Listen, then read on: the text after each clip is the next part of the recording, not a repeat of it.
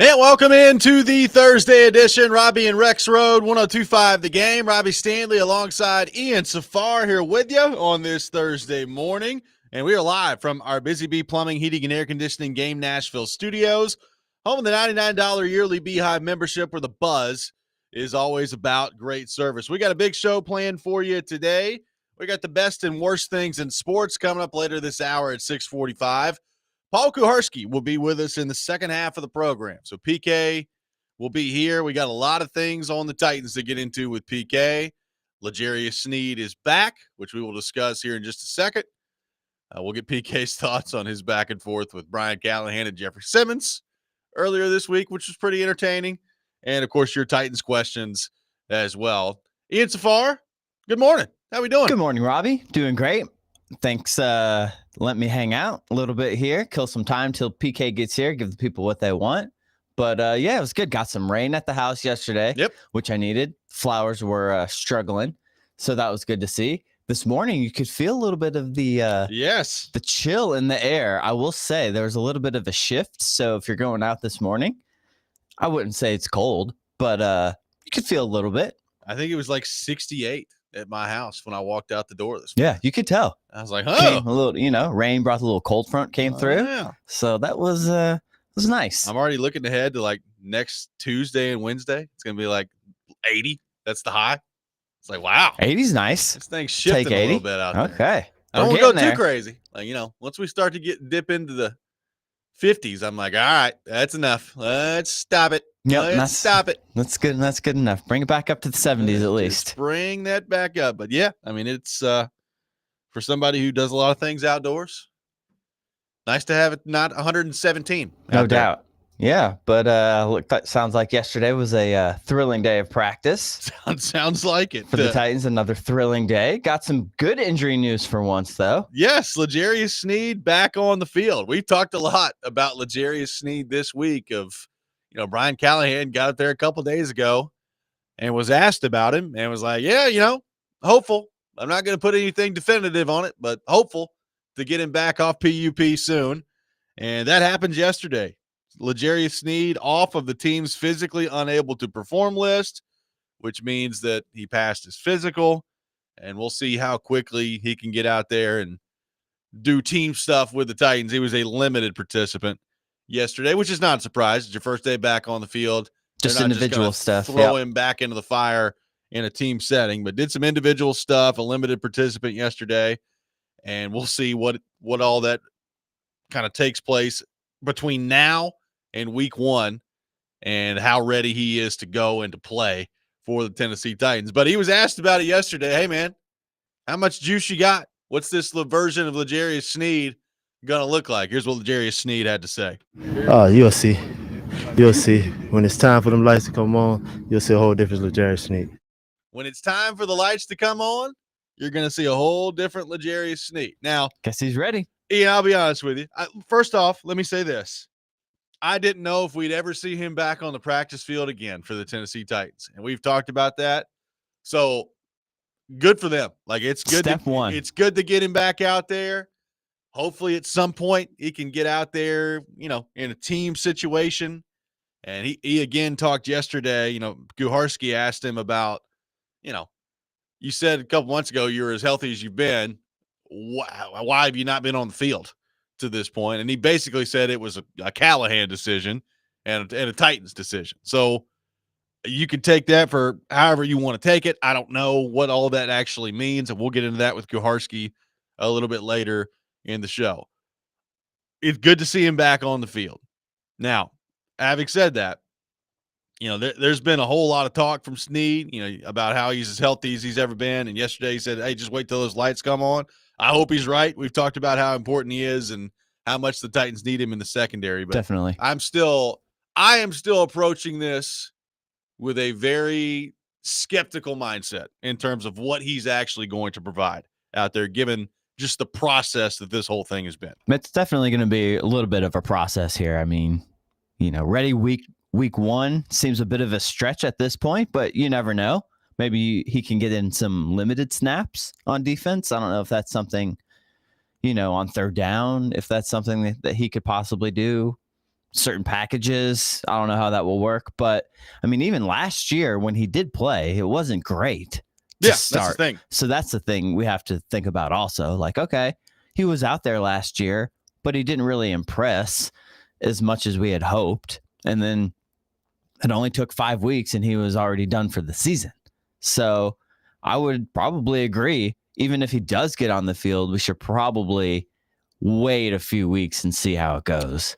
Yeah, I'm totally with you. And again, like, look, there's been so much negativity and setback and whatever you want to call it with the L'Jarius Sneed experience to this point. And we're going to get into his legal situation here in just a few minutes because Kuharsky's got an update on that. So we will talk about that. But there's been so much that's gone wrong about L'Jarius Sneed and the Titans so far. So it is nice to celebrate a positive, like he is back on the field. And again, I didn't know that we'd ever see that. So it's good to celebrate that he's back on the field. And now the question, which I've said all along is the most important question. All right, he's back on the field. What As can he he gets give you? more acclimated, what's he giving you? Is he the all-pro cornerback that he was in Kansas City? Is he a pretty good cornerback, maybe not quite all-pro? Or is he just like some average guy out there now? Because the Titans, where their secondary is, and particularly with where their corner group is, they need him to be, if not all-pro, they need him to be a really, really good starter out there. If this defense is going to be, up to snuff, he's going to have to play a big role, or someone is going to have to step up because I don't know. Without him, they don't really have a true number one. Brownlee is on his way, but he's too young. He's not a true one. Yep. And Baker, nice story, not a true one. McCreary, not a true one, more of the slot guy. Yep. So you need somebody to play the best wide receiver. Otherwise, and Sneed, that's why you brought him in. That was the selling point. He could shut down half the field. And that has not come to fruition so far with the Titans. We'll see if it does. I think, if he can just be available and be out there, I think that will help. I agree. Based on pure reputation, he will have some reputation for offenses, and they will, I don't want to say avoid him, but I wouldn't be surprised if some quarterbacks were a little bit reluctant here and there. If he was at least on the field, at least gives you some direction to force the ball the other way. Look, it's way better to have him than to not. Okay. Even if he's not great, even if he can be out there, even if he's not all pro, like it's way better to have him than not. With him and what we know has just been a lingering knee issue. And again, the quad came up with him yesterday and he was basically like, you don't need to be worried about the quad anymore, which is fine. Other than, he also hopped on this station immediately after he was traded here and told us not to worry about the knee. Yes, he did. Yet here they are still worried about the knee. So, the quad should be healed. Like I have no reason to believe the quad should be a problem for him moving forward. We know the knee is going to be a problem for him. Fans, I'm here to tell you that you don't have anything to worry about from the L'Jarius Sneed knee. There you go. He said it. And it's kind of amazing to look back on. Oh, boy. But we know the knee is going to be an issue. So can he put together like 3 games in a row? Like that's where I'm at with Sneed heading into all this. It's like, all right, can you get out there for week 1? All right, cool. You're out there for week 1. Like, can you stay healthy and available through the first month?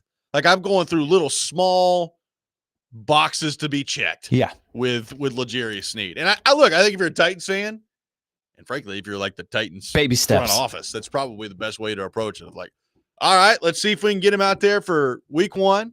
And let's see how long we can keep him healthy. Because, again, it's way better to have him out there than to not. So, look, I did not expect that yesterday. Like, no, I did not expect. I don't think many people were. The Titans to announce that L'Jarius Sneed was coming off PUP. It did yesterday. feel like it kind of came out of nowhere. So, it was a welcome development. And, we've talked about it the whole time of, they keep talking about, L'Jarius Sneed's our starter.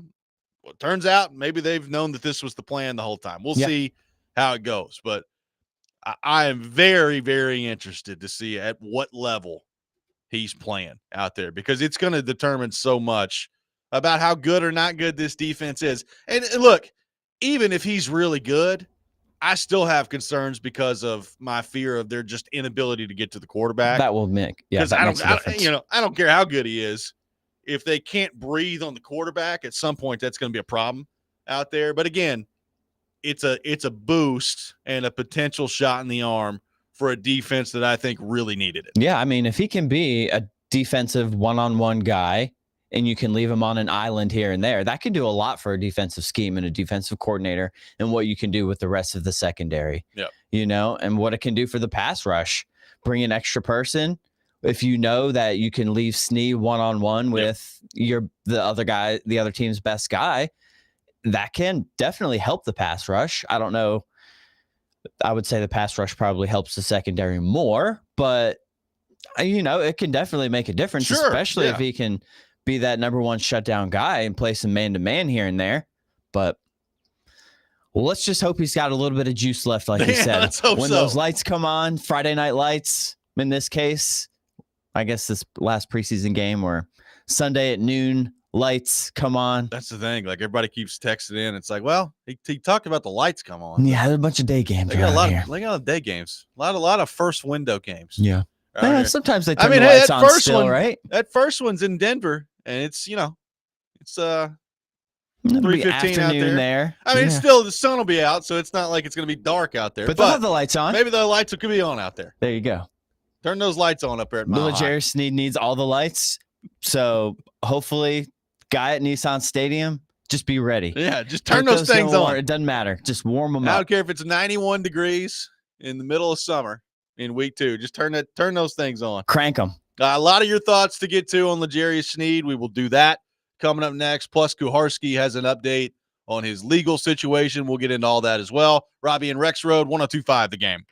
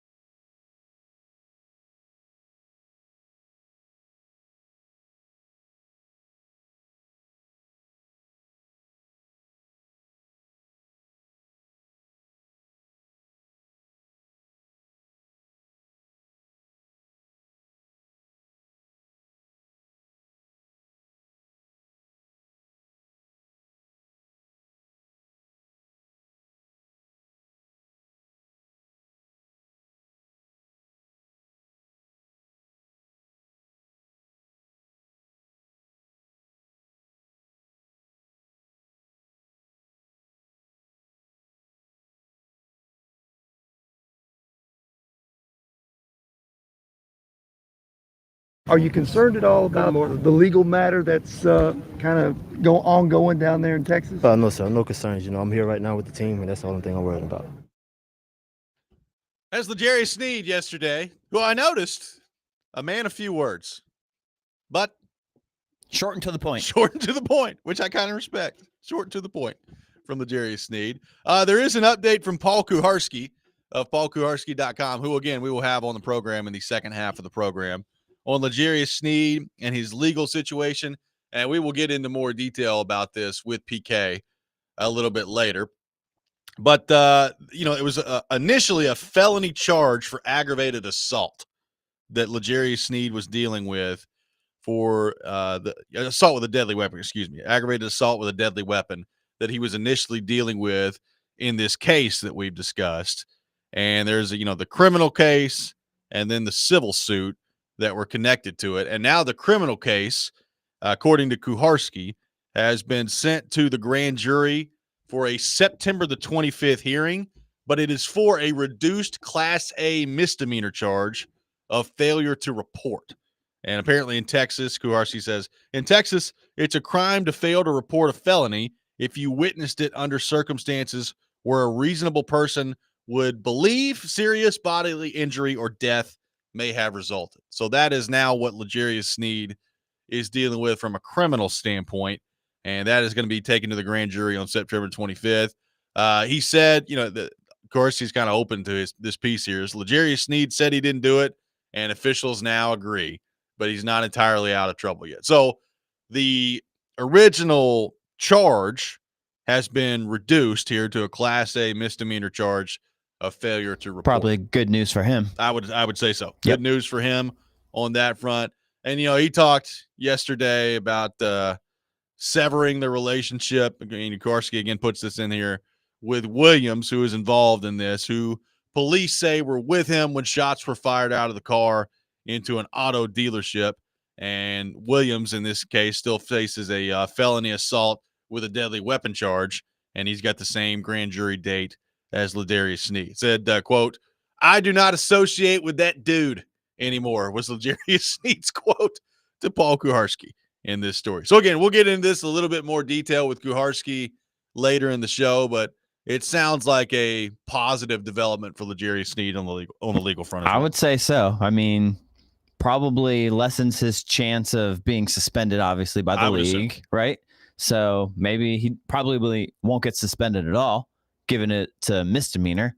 I think those are somewhat common in the NFL, unfortunately. But so those will so I guess that's good news for everybody. Hopefully that means he was not very liable in the whole situation. Yep. Which might also be good news that he, obviously shouldn't be hanging around with that dude anymore, as he said.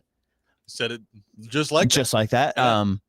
I do not associate with that dude. So anymore. Probably good news, not associating with that dude anymore.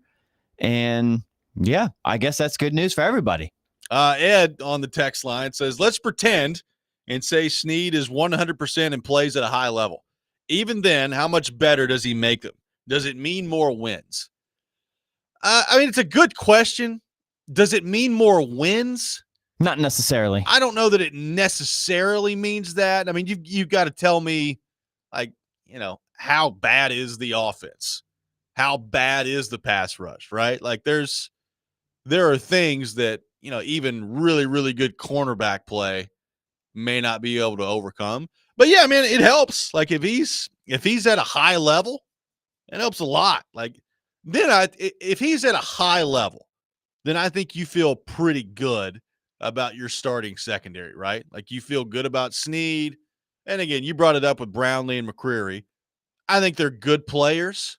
Yeah. I don't know if they're great players, but I think they're good players.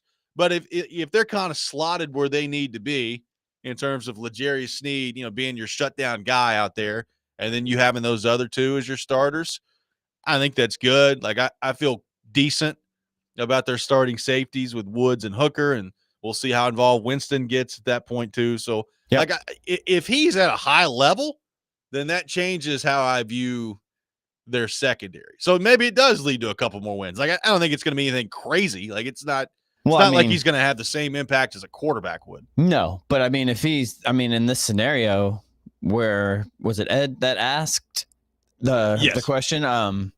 If he's full L'Jarius Sneed, like 100% the whole season, that could mean good things for the defense in general. As far as, I don't know if it's going to necessarily win you more games, but it will definitely could help bring your points per game down, I would say. Well, yeah, and if you do that, that always helps points. Yeah, just stop giving up so many points. Right now, like force some 3 and outs, maybe a turnover. Maybe he's never been a huge pick guy, I don't think, but help create some turnovers. He could definitely. Maybe it's a win or two. It could be. And look, we talked about this the other day. If he's not out there, then again, Brownlee is, I think, good. I don't know that he's great. I think he's good. McCreary is a solid guy.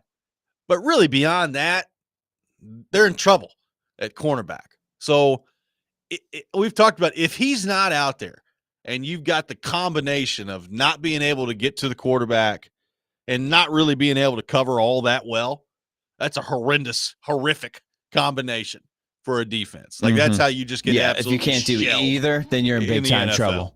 If he's out there and you feel pretty good about your ability to cover, even with a pass rush that could be very limited. Good thing no one runs the ball on this team. It is a good thing. That's the other thing. They better hope that's actually true. Like they better hope so that they can't stop the run. Because let me tell you, cover, if you can't stop the run, cover, or rush the passer, I don't know that you're going to be doing very well as a defense. Those are 3 pretty important things. I'd argue the 3 most important things. That's what playing defense is. You either got to stop the run, rush the passer, or cover the pass. I feel like Jeremy Pruitt right now. 2 out of 3 ain't bad. If you can't do any of those 3 things, you are screwed. I'm comfortable saying that if you're the Titans this year. So, yeah, hopefully he helps. Santa in Portland says, I'll be pleased if he's better than Trey Avery. Well, God, I hope he's better than Trey Avery. Come on, Santa. We got to have high expectations. Trey Avery he's a coveted player. He's a cult hero. Yeah, I get it. He's a coveted player around here. T-Town Brown on YouTube says, high-level Sneed and Jarvis Brownlee Jr. is a nice duo. Brownlee's a guy I wouldn't want to have to consistently pick on. I think you could send more and leave those guys on an island. And maybe so. Like maybe if you've got Sneed, at close to the same kind of style. Level. Yeah, and Brownlee he's and handsy, Sneed both, they get a little handsy. And Steve was talking about that yesterday. Like, it's been basically almost a calendar year since he's played football. So the physicality part of it, he's been a very physical corner with the way that he's played. We know that Brownlee tries to do that too. Too many penalties. And look, it's going to happen, right? Like, L'Jarius Sneed and Brownlee both, if they're playing that way, there are going to be some calls against them. Now, you hope that they also offset that by maybe creating some turnovers, maybe jamming some receivers up at the line of scrimmage and really throwing the offense off their timing. So you're hoping like in the aggregate, their style of play helps you way more than it hurts you. So we'll see. We'll see how that part of it goes. But looks like the L'Jarius Sneed from a legal standpoint, I think, is going to be available. And again, we'll get into that more with more detail with Kuharsky. And now it's about where he plays, how does he play, how much can he stay out there on the field, and again, when he does, how much is that actually going to help the defense? I mean, look, the point that he brings up, T-Town Brown on YouTube, about maybe sending more guys, maybe. Like, that's possible. I mean, you're probably going to – there will be plenty of situations this year where they've got to, unless somebody emerges at edge rusher to get after the quarterback, that right now nobody expects to do that, right? Like, I mean, unless you turn around and you're like, man, this Draymond Jones is an absolute freak of nature out there. Yeah. Or, Arden Key had the summer of his life. Or Sweat somehow makes a huge jump. Or Jeffrey Simmons is just an absolute monster up the middle. And no matter what anybody tries to do to him, they can't stop him. Like, they need something like that, like one of those situations to happen for them on the defensive side of the football. 615-737-1025, our phone number, 615-737-1025. We will get to more of your thoughts on L'Jarius Sneed a little bit later in the program. Coming up next, there was a really good story from our buddy Ryan McGee that got done on Diego Pavia, which has me wondering something about him and about Vanderbilt football heading into the season. We'll get into that coming up next. Robby and Rexrode, 102.5 The Game.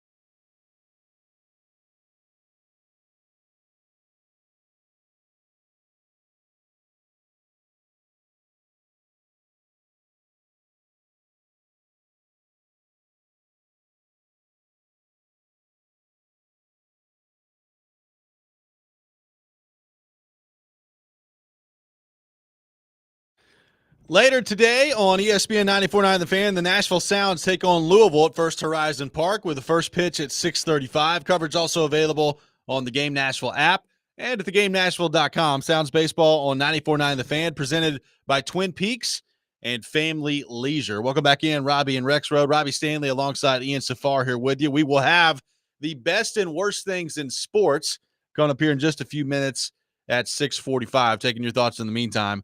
615-737-1025. We will get back into the Titans coming up here at 7 o'clock. There's a story that our buddy Ryan McGee did at ESPN.com on Diego Pavia and Vanderbilt, and it's really good. Like, it's a story told in a way really that only Ryan McGee can do it. He For sure might be my favorite writer that they've got at ESPN.com. But it's about Diego Pavia, the underdog story that got into Vanderbilt, and now that he's there and that he's made his impact, can Vanderbilt keep it going? Can he keep it going in a year where maybe people are not going to be snuck up on by Vanderbilt anymore. And I'll just read kind of like the last couple of graphs here from it that I think do a really good job of summing this up. Quote, Nashville is a city that has been constructed atop the idea of having a good time. Residents and visitors alike have never had a problem finding that good time everywhere from Tootsie's to the Titans. Now, thanks to the quarterback that no one saw coming, they are discovering a good time at a place that has been hiding in plain sight since it hosted the state of Tennessee's first college football game in 1890.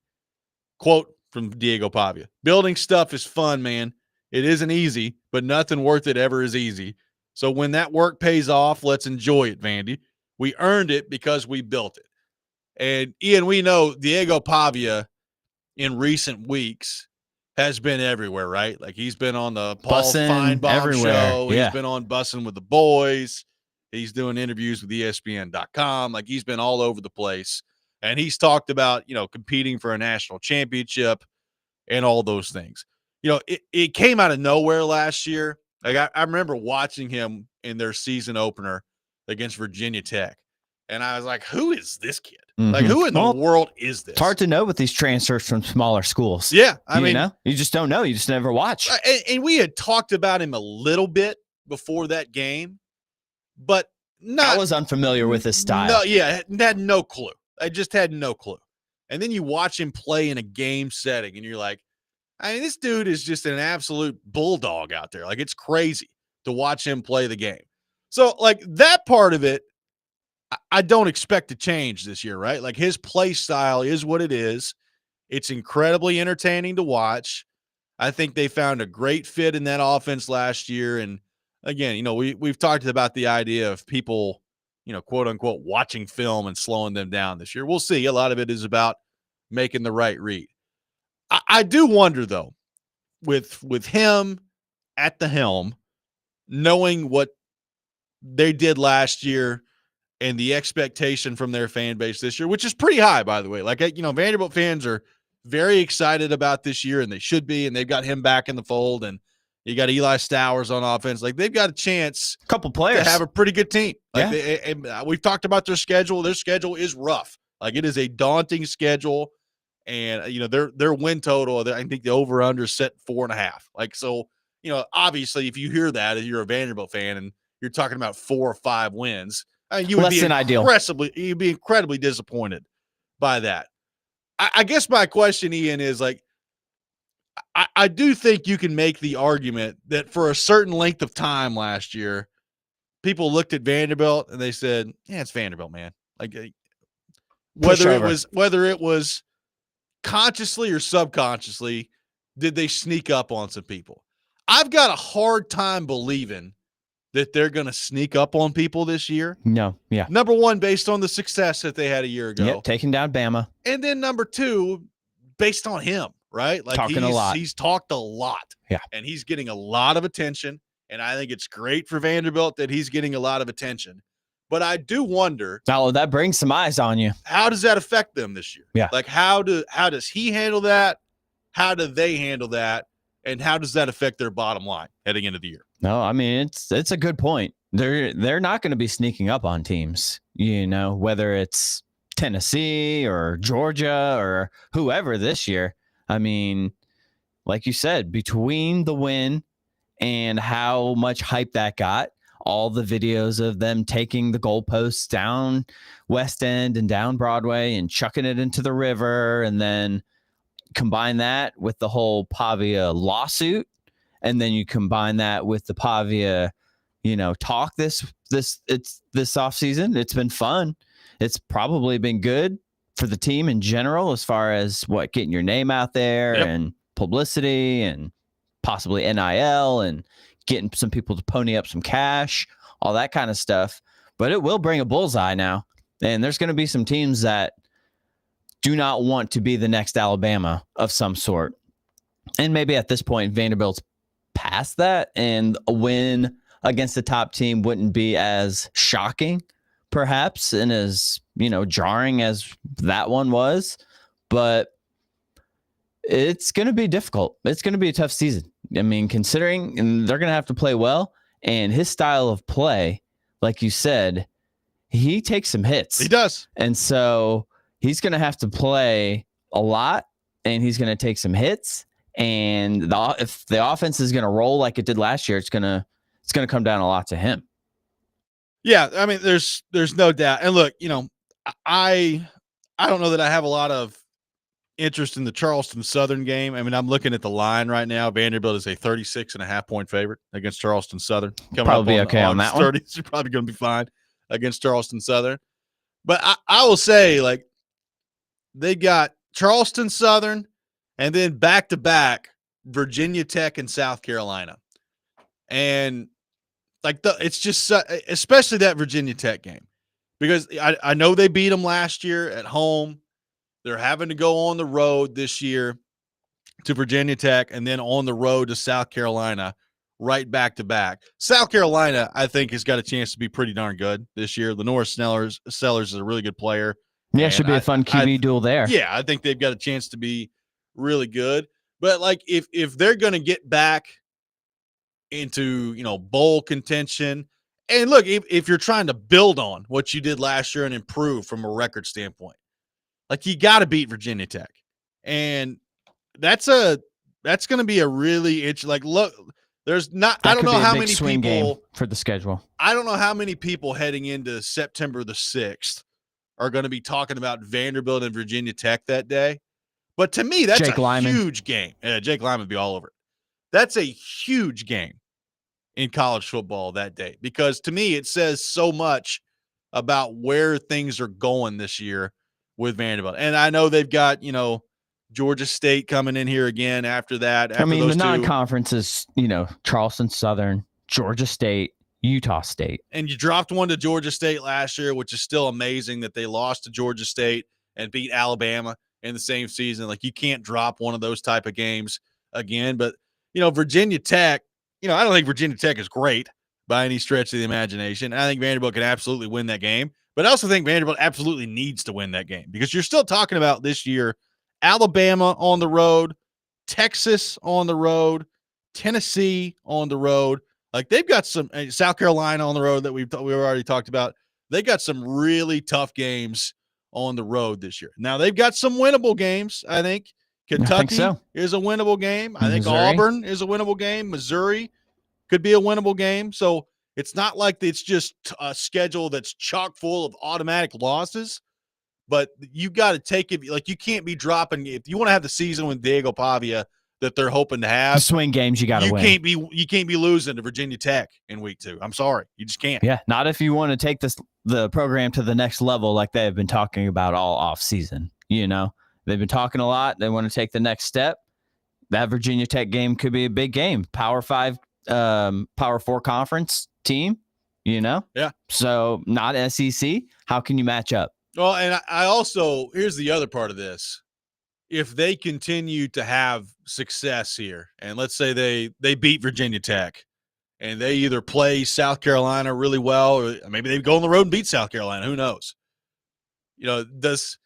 In the landscape of college football, how much does the kind of the legend of Diego Pavia grow out there, both in good and bad? Because, look, there are some teams, and I know Tennessee fans probably occupy most of this, but there are even some teams beyond Tennessee that really don't like Diego Pavia. I can tell you, Auburn fans do not like Diego Pavia, based on what I've seen. Is there something in particular? Well, he just beats them all the time. Like, he beat them with New Mexico State. Gotcha. And he beat them last year with Vanderbilt. Mm-hmm. And, he likes to talk. He likes to talk. So I think if that continues this year, and particularly if he's playing really well, like, how much does his popularity continue to grow? And how much does maybe the strong feelings on either side of it, either you love him or you hate him, how much are we talking about that as the season goes on? Well, as a neutral fan, observer, it's fun. Finally, I think it's great. Get some spiciness with Vandy, who's been so blah for so long, it feels like, And it is funny how he's like a complete opposite of Clark Lee. Yeah. Pavia loves to talk. He is out there. He is yelling. Clark Lee, the most calm guy, even keel coach out there in the public that there might be in all of the SEC. Well, and so it's just funny the dynamic there between the two. It's pretty. I think you nailed it, and I think you nailed it on the. Vanderbilt has needed something like this for a while. I mean, that line that I read from Ryan McGee, I think sums it up. They're discovering a good time in a place that has been hiding in plain sight since it hosted the state of Tennessee's first college football game in 1890. Yeah, like that sums a lot of it up. I mean, right there. If you think about Vandy and being in the SEC and being in Nashville, you would think there would be some advantages there. Yeah, for sure. Than other schools. Like you're really the only school in I don't want to say legit city, but it's up there. Yeah, I mean, the rest of them, no offense, are just college towns. Yeah, there's no doubt. And so you would think, I know it's trickier than that, given the whole academic stuff and private school and all that situation. We get all that. But you would think, given where they are in the NIL era in this city, yeah, you would think it's, an opportunity to really take a step. But, Ben on the text line says, if Vandy somehow wins 7 games next year, a new quarterback probably wins 3 or 4. We'll see. I mean, that's certainly going to be a question moving forward for them is let's say they have another successful season this year. How sustainable is it when he's gone? Like, can you find that next quarterback to carry the mantle? Yeah. What kind of style do you go? Do you change style systems completely? Do you try and roll back with it? Bring somebody in who's similar, or do you just go completely different? Right. Somebody else asking if Pavia is an NFL quarterback. I mean, my immediate answer to that, Ian, would be no. I don't think so. No. Now, I would imagine you tell him that, and he'll borderline slap you in front of you. So, look, with a guy like that and that type of motor, I would never just outright say no. But I mean, let's be honest, from a physical tools standpoint and from a profile, like a physical profile, there aren't going to be NFL teams that are looking at him and being like, yeah, bring me that guy. You look like a quarterback. Yeah. Yeah, no, I don't know. Height issues, arm strength issues, perhaps, accuracy, he's not a pocket guy. Right. So awesome college quarterback, seems to fit the college game perfectly. Yeah. But we'll see about, it seems like a stretch for the next step. We got the best and worst things in sports coming up next. We'll take your best things, your worst things on our text line, driven by WilsonCountyHyundai.com. You're listening to Robby and Rexrode, 102.5 The Game.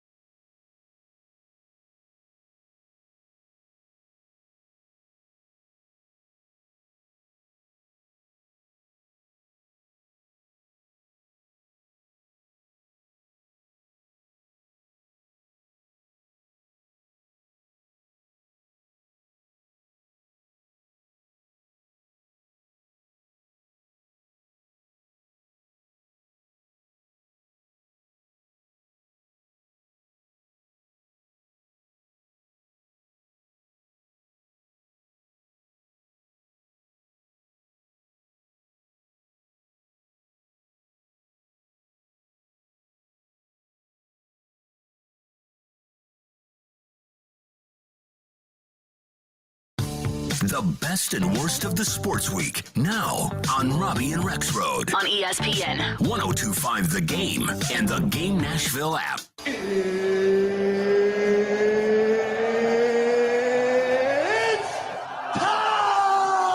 This is the worst. You look like you're feeling sorry for yourself. You believe in miracles? Yes! Unbelievable. He's one of one. He is him. This is a Coke bottle. It's not a crystal ball. When I woke up this morning, I was feeling pretty dangerous. Okay, let's go.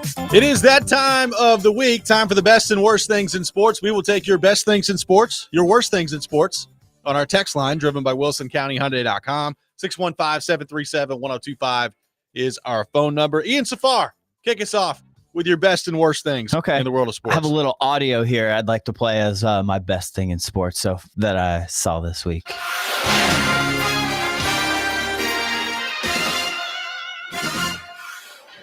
Tonight on SportsCenter, the preseason Monday Nighters certainly did not disappoint in D.C. While an old D.C. star powered up the Phillies against the Mariners twice. In Pittsburgh, Paul Skeens actually got runs, 2 of them. Was it enough against Toronto? But really, sometimes you gotta keep it simple and direct. Why didn't you go down? I wanted to score. This show is all about strolling down memory lane. No, not about having hair. It's about throwing a whole bunch at you while having an old school good time. So stay tuned and don't flip out. SportsCenter is next.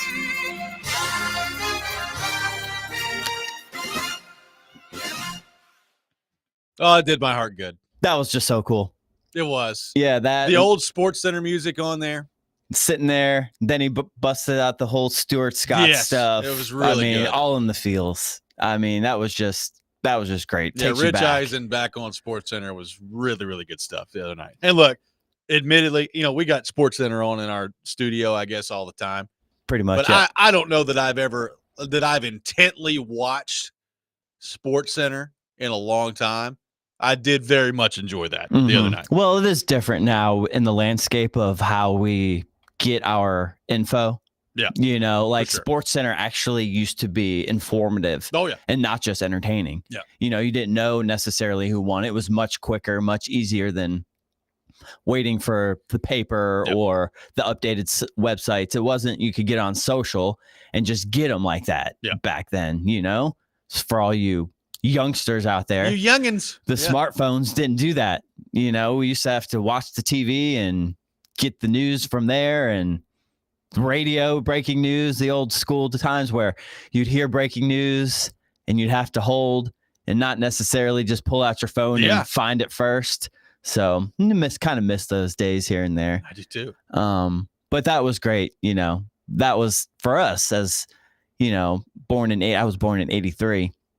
So that was like my prime sports there. Yeah. In the 90s and that run that really got me into sports and SportsCenter and all that kind of stuff. Oh yeah. So that was fun to see. And then worst, I heard, I want to go easy on him because I heard he was going through some things, but Victor Robles, the poor guy, dealing with an injury and then the death of his mother. Then he gets hit a few times and throws the bat a little in the minors in his rehab assignment and then chucks the bat at the pitcher. Yeah. So that whole situation, just in general, not great. No. So that'll be my worst. That was not good the other day. My best thing in sports, we should probably clip this because it'll be Scotty, the one and only time. Well, I could do Scotty every week. You saw his chip, right? Oh, I saw his chip. It was unbelievable. I mean, that thing, it was perfectly paced. Unbelievable. It landed in the cup, like it rolled just the perfect amount. He's really good. Really, really good. This will probably be the one and only time that I say positive things about something related to the Chicago Bears. So we should probably clip it. Tyson Bagent signed a 2-year, $10 million contract extension with the Bears. He has played very well in the preseason. And he got up there, I think it was yesterday. I think so. And had his press conference. and he was just basically fighting back tears the whole time. And he started talking about how, his dad is his right-hand man, and he didn't have running water until he was in high school. His dad didn't. And there's been a lot of things that he's had to kind of deal with throughout his life. So just very appreciative. And he talked about not knowing anybody back home with any sort of money. So a weight off his shoulders now that he signed the 2-year, $10 million contract. So I just thought it was really cool. For sure. I thought it was really cool to watch his reaction to that. He plays for the Bears, so that's the only thing I hold against him. But it was really cool to really watch, somebody kind of talk about their situation and how how his father grew up and all those things. And it was just really cool. So I was happy for Tyson Bagent that he landed that deal. My worst thing in sports, I guess I was unaware of this, and I guess most people were as well, but the Kansas City Star came out last night and reported that Andy Reid in May of 2024 was sitting in his office at the facility in Kansas City, and a bullet went through the glass. Said a bullet penetrated the glass in the practice facility of the office of Andy Reid when he was working alone last year. He was unharmed, but according to the report, the shot was fired from outside the Chiefs facility. I did not see this. It went through the glass of Reid's office and lodged into a wall about 15 feet from where he was sitting a little bit after midnight on May the 4th of 2024. Wow. So in the aftermath of that, Andy Reid has gotten some bulletproof glass installed in his office, so he doesn't have to worry about that again. Sheesh. But, apparently a semi-close call from Andy Reid in May of 2024 last year. So obviously that's not good. That's not good. No, I did not hear about that story. Yeah, crazy. That is crazy. You wonder where his office is located in the building, and is that like right next to the road? Like, where are you? Where's this practice facility? But that's not great. I didn't hear about that. Apparently he was the only one in the building. Yeah, I mean, hey, he's putting in that midnight oil, but love Andy Reid, so I'm glad that worked out. Yeah. Cameron on the text line says nobody has intently watched SportsCenter in a long time. That's why they're doing this. A lot of votes for the best thing in sports being we have actual football this weekend, which is good to see. Yeah, college football starts this weekend. College football starts this weekend. Yeah, we got the week 0 game across the pond, right? Yep. Over there. Oh, yes. Joey from Bellevue, the worst. Nashville SC forgot how to play soccer. 3 straight losses. That is not. Yeah, that not a great time for that. Looked good lately. I've been keeping up with it. They're just that streak that they were on earlier. They're not as cohesive right now. Yeah. The attack is lacking just a little bit, and there's just too many lapses defensively. Not a great time for it either. Yeah, I don't know.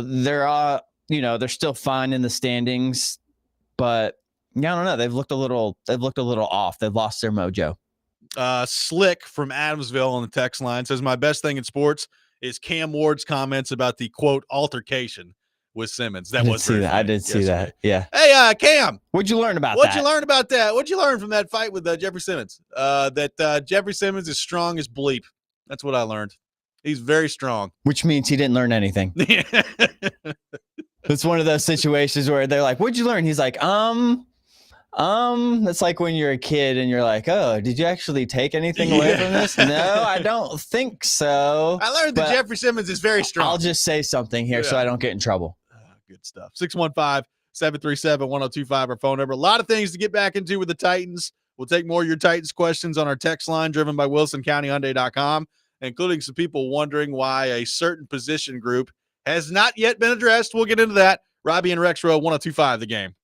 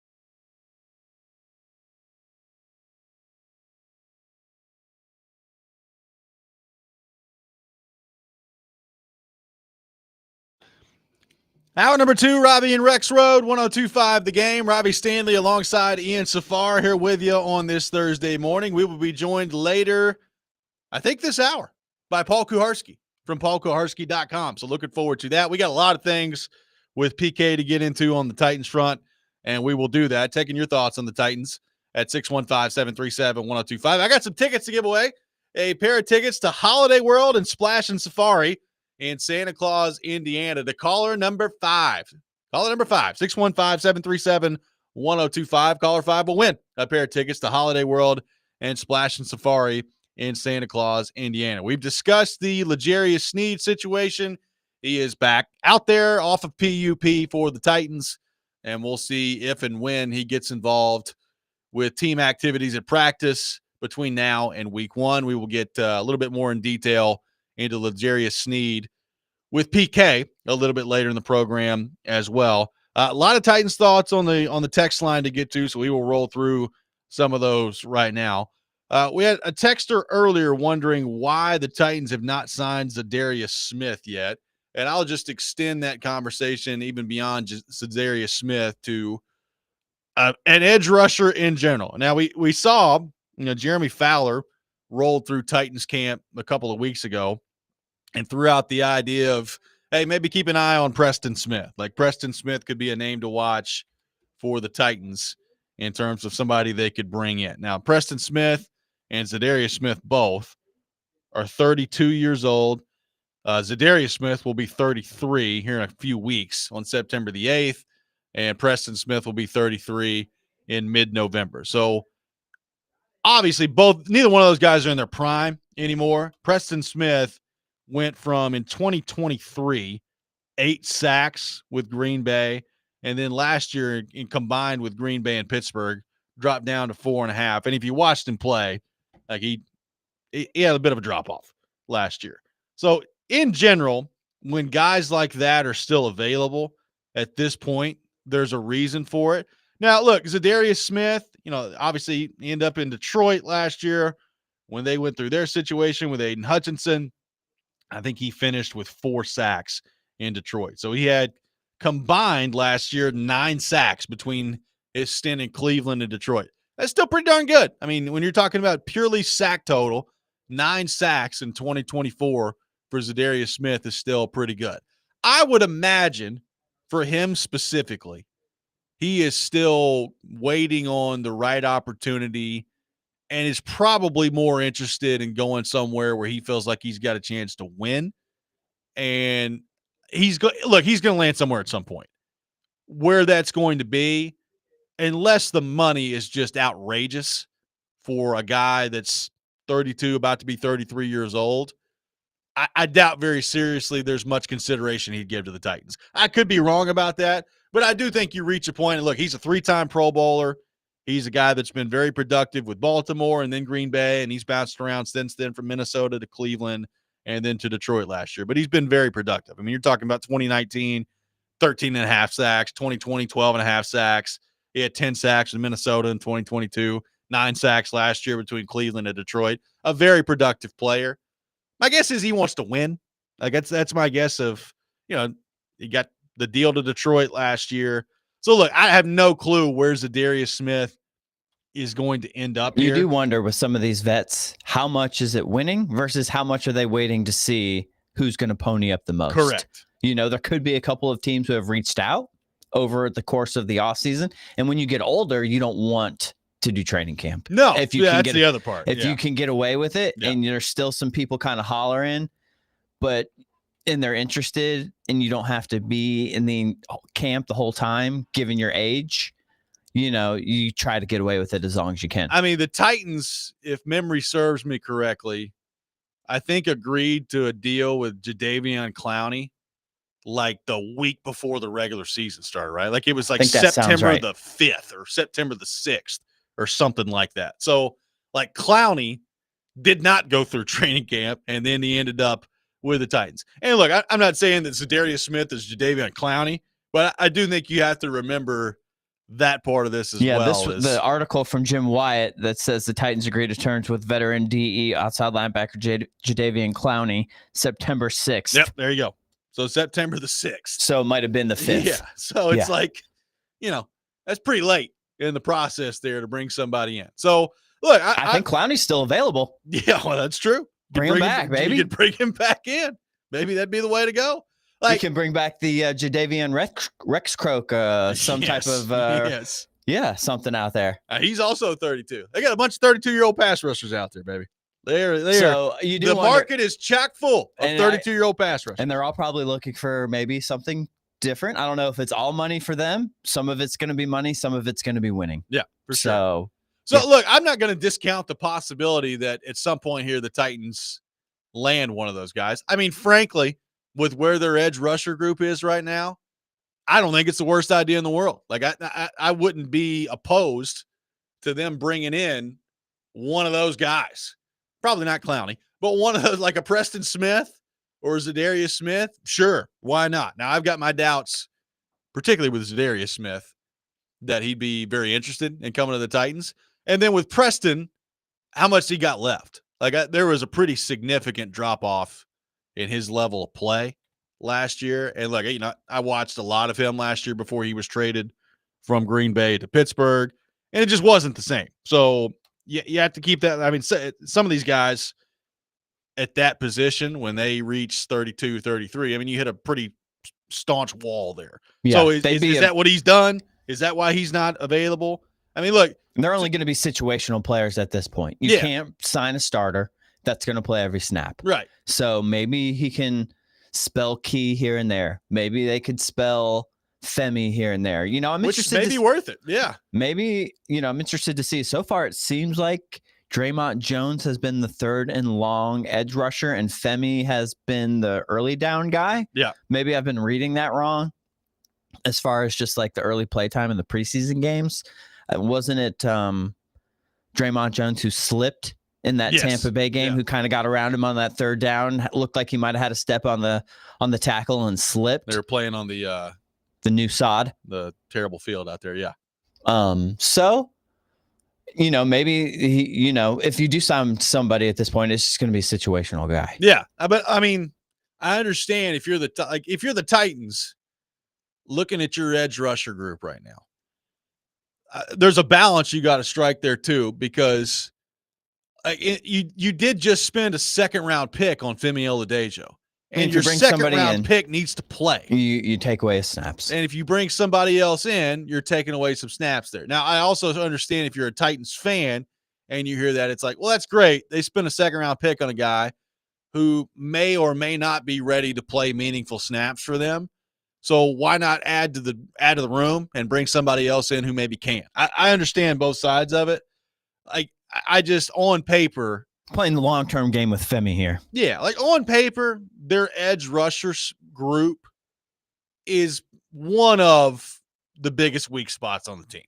Like, you can point to a few different positions if you want to of where they're not very good.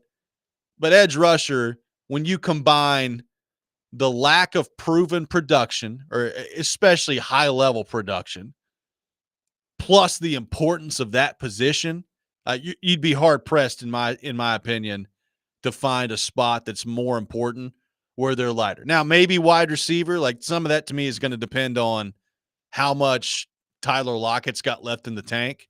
Like if Tyler Lockett can give you 50 catches this year for, 650, 700 yards and a few touchdowns, that's one thing. If Tyler Lockett is the second coming of Tyler Boyd from what we saw last year, that's another thing. That's not very good. So you can make an argument from a couple of different positions, but the way, people keep talking about the waiver wire, and I'm not saying it's impossible to find somebody to come in and be impactful for you on the waiver wire.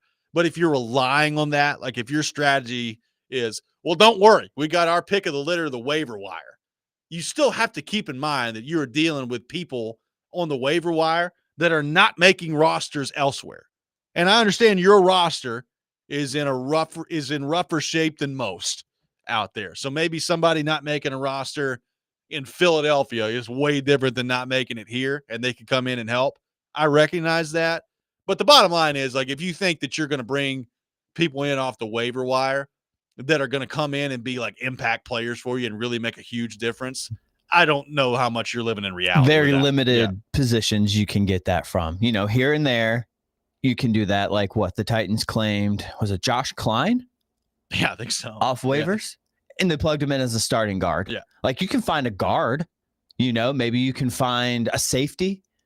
If you can find a good like maybe a third string running back. Yeah, you can find maybe a corner that comes in that can be a good special teams or gunner. Yeah, something like good that. On special teams and can give you a few snaps on the defensive side of the ball. But like if you think they're going to get on the waiver wire and they're going to go find a corner that is like lining up, let's say L'Jarius Sneed isn't healthy and can't go. Like he's lining up starting out there. It's probably not where you want to be. Or an edge rusher that didn't make it somewhere else that comes here and is, providing you 8 sacks. Like that's not going to happen. I don't think it's going to happen. Yeah, you might get him as a depth guy who somebody's edge rusher group is better than yours, and you're able to swap out the fifth spot and make an upgrade. Sure, but it's not going to be a starter level swap out at this point. 615-737-1025 is our phone number. A lot of your thoughts to get to on the Titans front. We will do that coming up next. Paul Kuharsky will be with us later this hour as well. We'll get into all things Tennessee Titans with him as well. Nashville's best deal of the week is Bavarian Beer House, conveniently located at Opry Mills Mall. Enjoy beer, food, music, and fun at Nashville's only authentic German beer hall, where it's Oktoberfest every day. Head to theGameNashville.com/deals to get a $50 gift card for only $25 to Bavarian Beer House while supplies last. This is Robby and Rexrode, 102.5 The Game.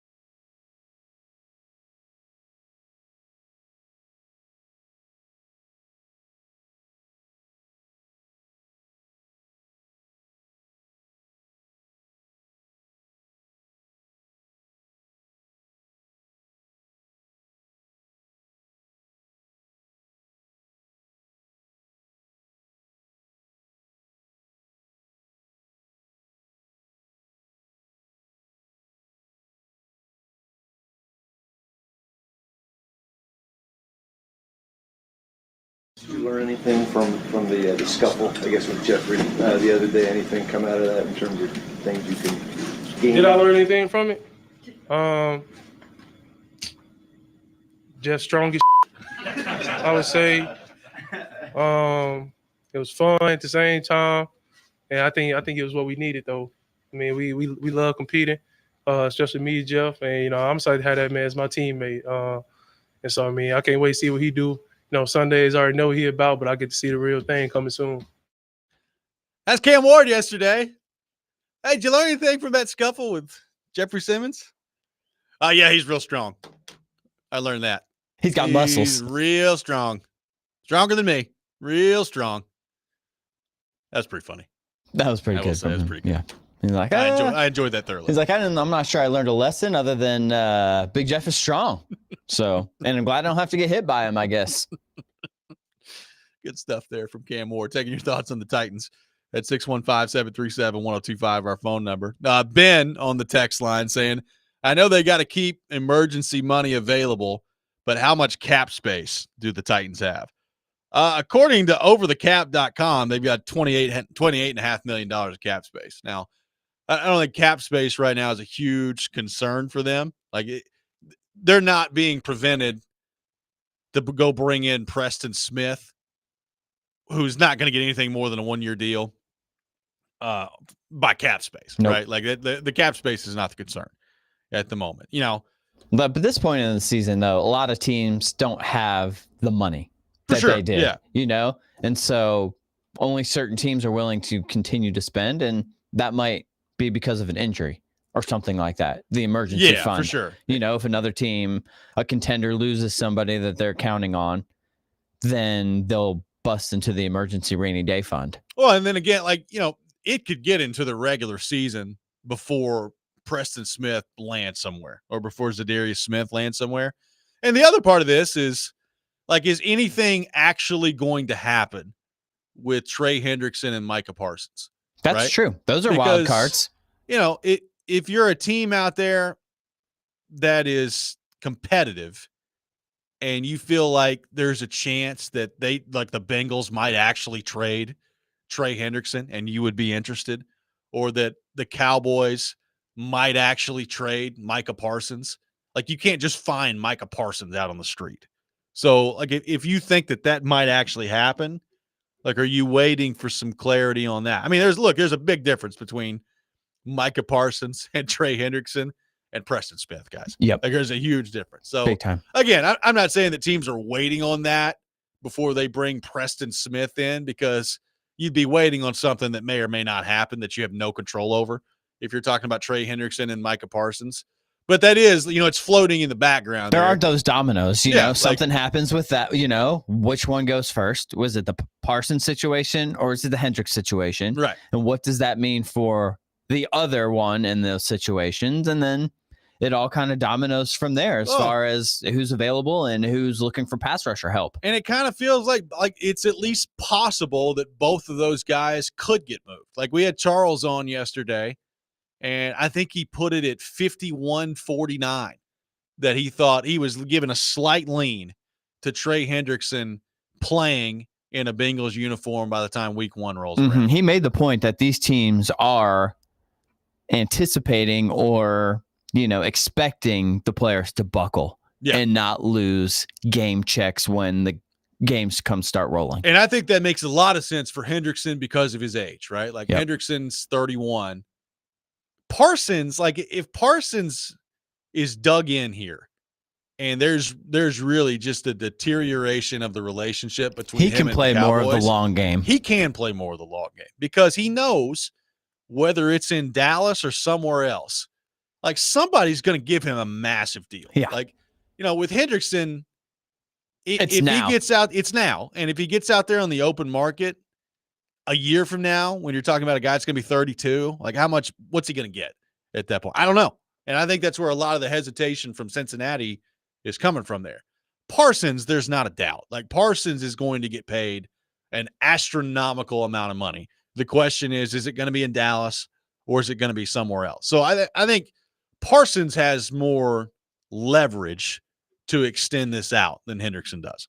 Yeah, I'd say that's probably true. And yeah, if you're Cincy, tricky game there, as far as the back and forth and the playing game of chicken, I guess, with Hendrickson, because where Cincy is and their window to win and how much help they actually need on defense and what their defense might look like without Hendrickson versus, how mad is Burrow going to be? He's going to throw another fit about them not spending any money after they spent money on Chase and Higgins. Yeah.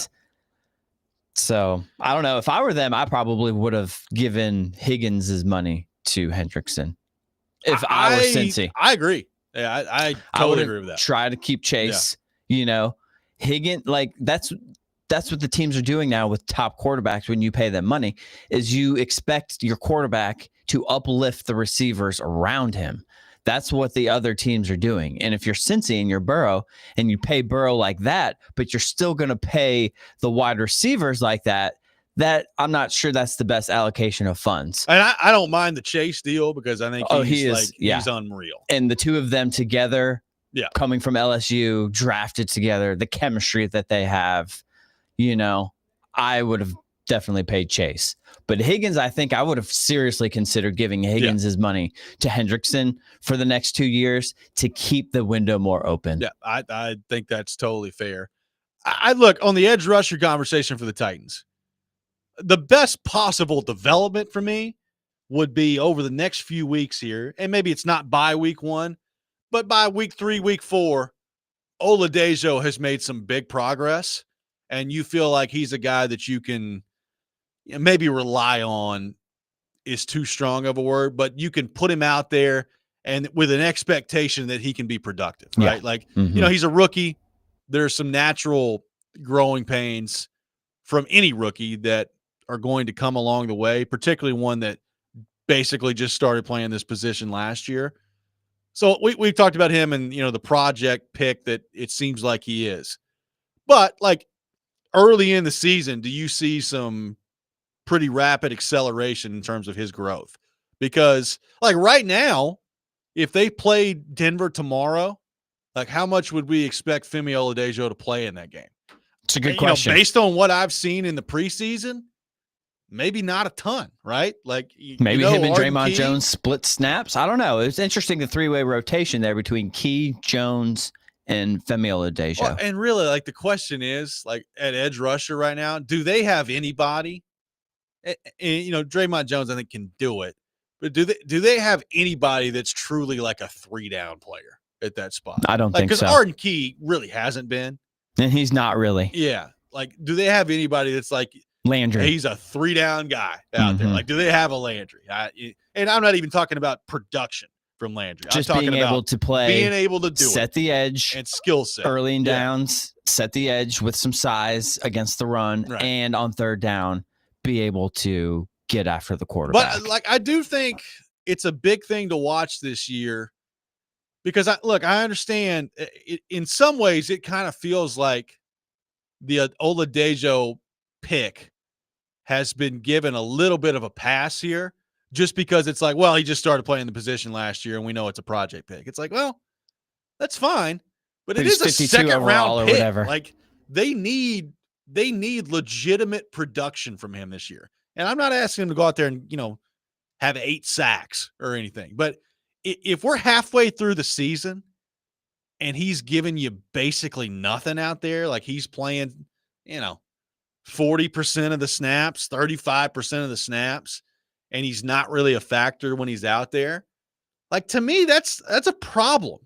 Look, I understand that we're probably not going to judge the Oladejo pick in totality until we're a year or two down the road from here, but it's not a great sign to me if he just doesn't give you anything this year. Like you need him to give you something. You need your second round pick coming and give you something. Early on, I do wonder, if you're starting D-line, which you got Simmons, Sweat, Key, and would it be Oladejo or will it be Draymond Jones week 1 versus Denver? I think it'll be Jones. And whether, and do you see Femi as more of an early down guy right now? Yep. Or do you see him as the third down guy? Do you see Draymond Jones as more of the third down guy or the early down guy? Or are you using them as both? I'll be interested to see how the rotation kind of plays out. Yeah, for sure. 615-737-1025, our phone number. A lot more of your Titans thoughts to get to coming up next. Robby and Rexrode, 1025 The Game.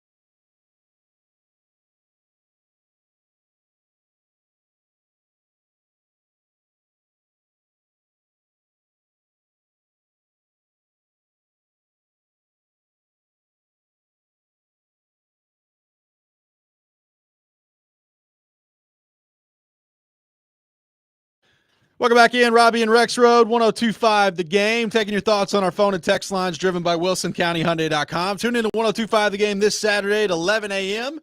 for our college football game of the week. Iowa State taking on Kansas State, presented by Twin Peaks Restaurants and Circa Sportsbook.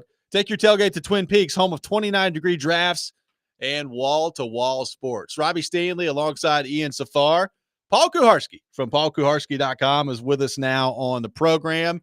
PK, welcome into the show. How we doing? I'm doing great. I'm happy to be here. I'm looking forward to getting into the part of the season where we're doing this regularly on Wednesdays. Correct.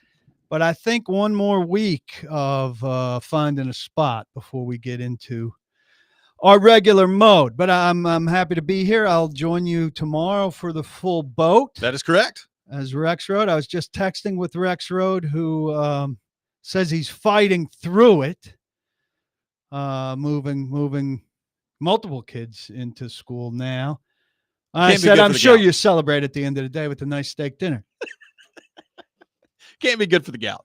Moving. No. Just walking all physically over. Moving. Physically moving. Better yet, carrying and then things. Actually moving.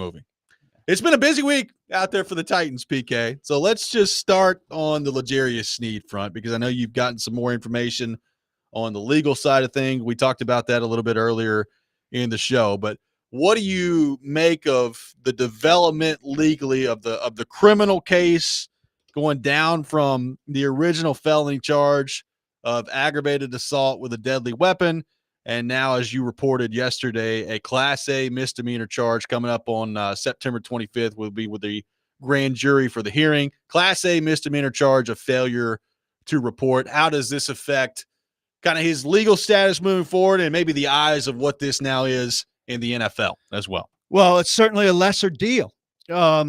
Basically connected to the civil suit, when his attorney had to answer, when Sneed had to technically answer for what he was accused of, his lawyer said, look, this third party, who at that time was a John Doe, if anything happened, it was him. He did it without, quote, any assistance, encouragement, or direction from L'Jarius Sneed. And the investigation, it turns out, agrees. Yeah, he was telling the truth. Now, so this Takanze Warmack Williams, who was his assistant, is still charged with the felony assault with a deadly weapon charge. So they're, putting this pieces of this all together.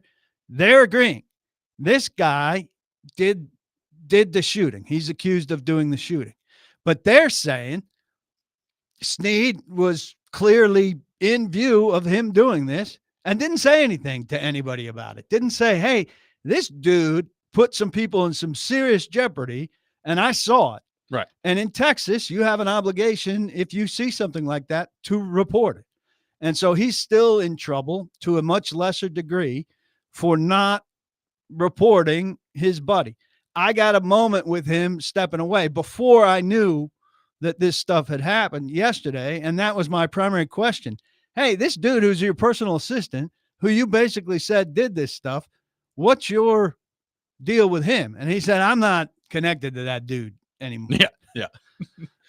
Great quote, by the way. I do not associate with that dude anymore. He is out of my life. So legally, he's in far better shape. The grand jury is going to hear this case on September 25th. He could be indicted for it. The extremes of this are a year in county jail, a fine of $4,000, or both. We know a first-time offender is not going to get the extremes there. You would imagine it's, maybe a fine, maybe some level of probation. And the civil suit, stands on its own, but it was alleging that Sneed and this Williams, did the shooting.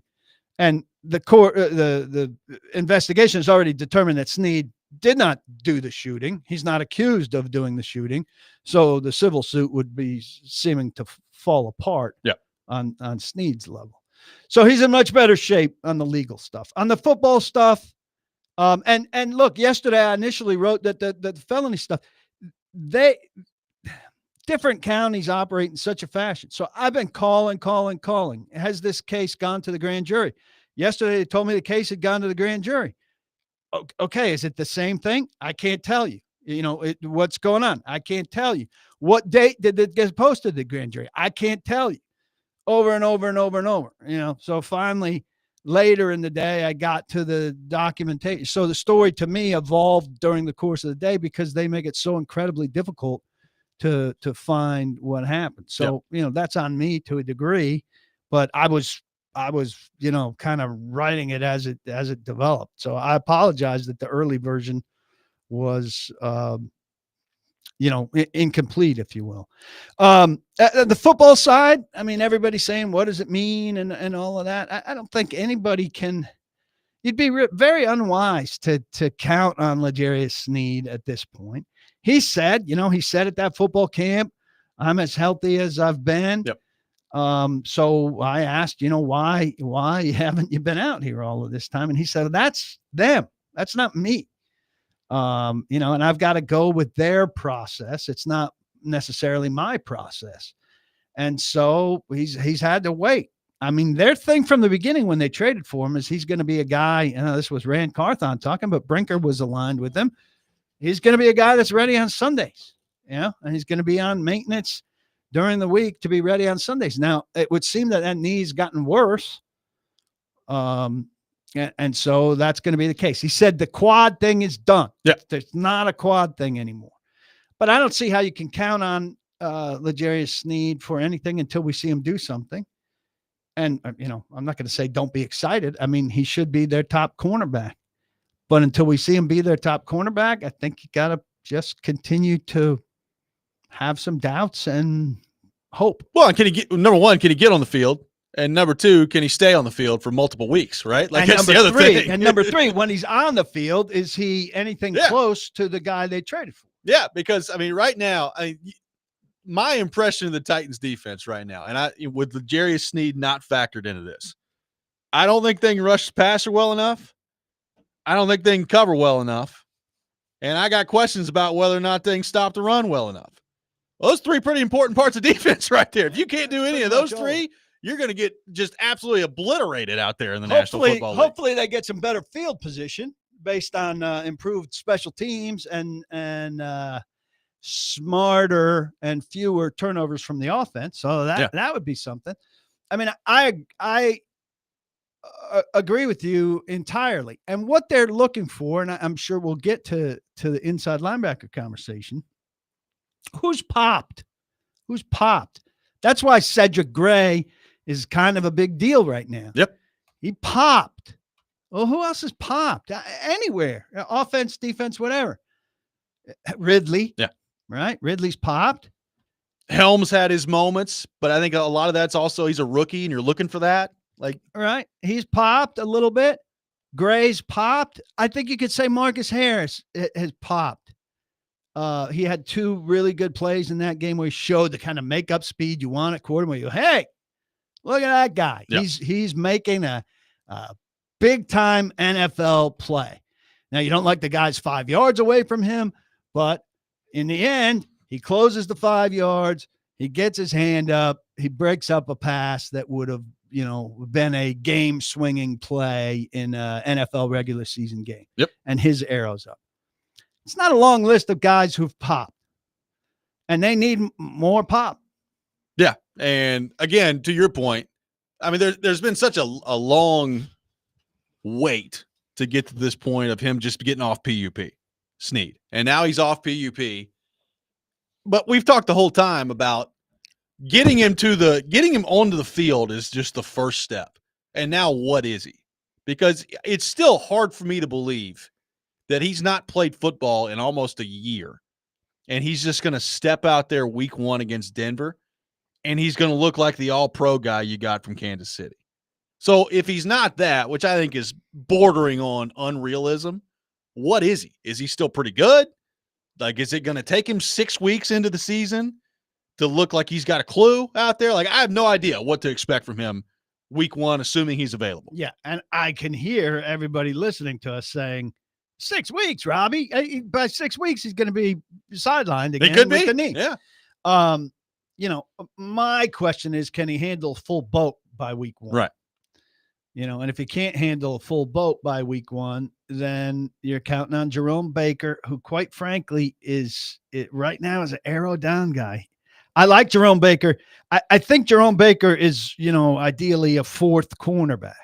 Last year, he rose to the occasion, and I thought he played pretty well. He played starting level NFL cornerback. Maybe not for every team, but for a bottom half team in the NFL, I thought he was better than serviceable as a starting corner. He does not look like that right now. Now, Marcus Harris, maybe sample size last 10 days has been good. Maybe they are ships passing. I don't know. And we're not going to have to know if Snead's ready to go. So you got Snead, Brownlee, McCreary. Now who's next? Right. I would say, Judy Lawley's gotten a lot of run as the second nickel. So I think he's a make it guy. And I think he's probably McCreary's backup. Who's the backup outside? First backup outside right now. If I was writing it down, I'd put Harris. Yeah. 615-737-1025, our phone number. We got a whole lot to get to with PK. We will take your questions for him on the Titans front at 615-737-1025. More on that coming up next. Robby and Rexrode, 1025 The Game.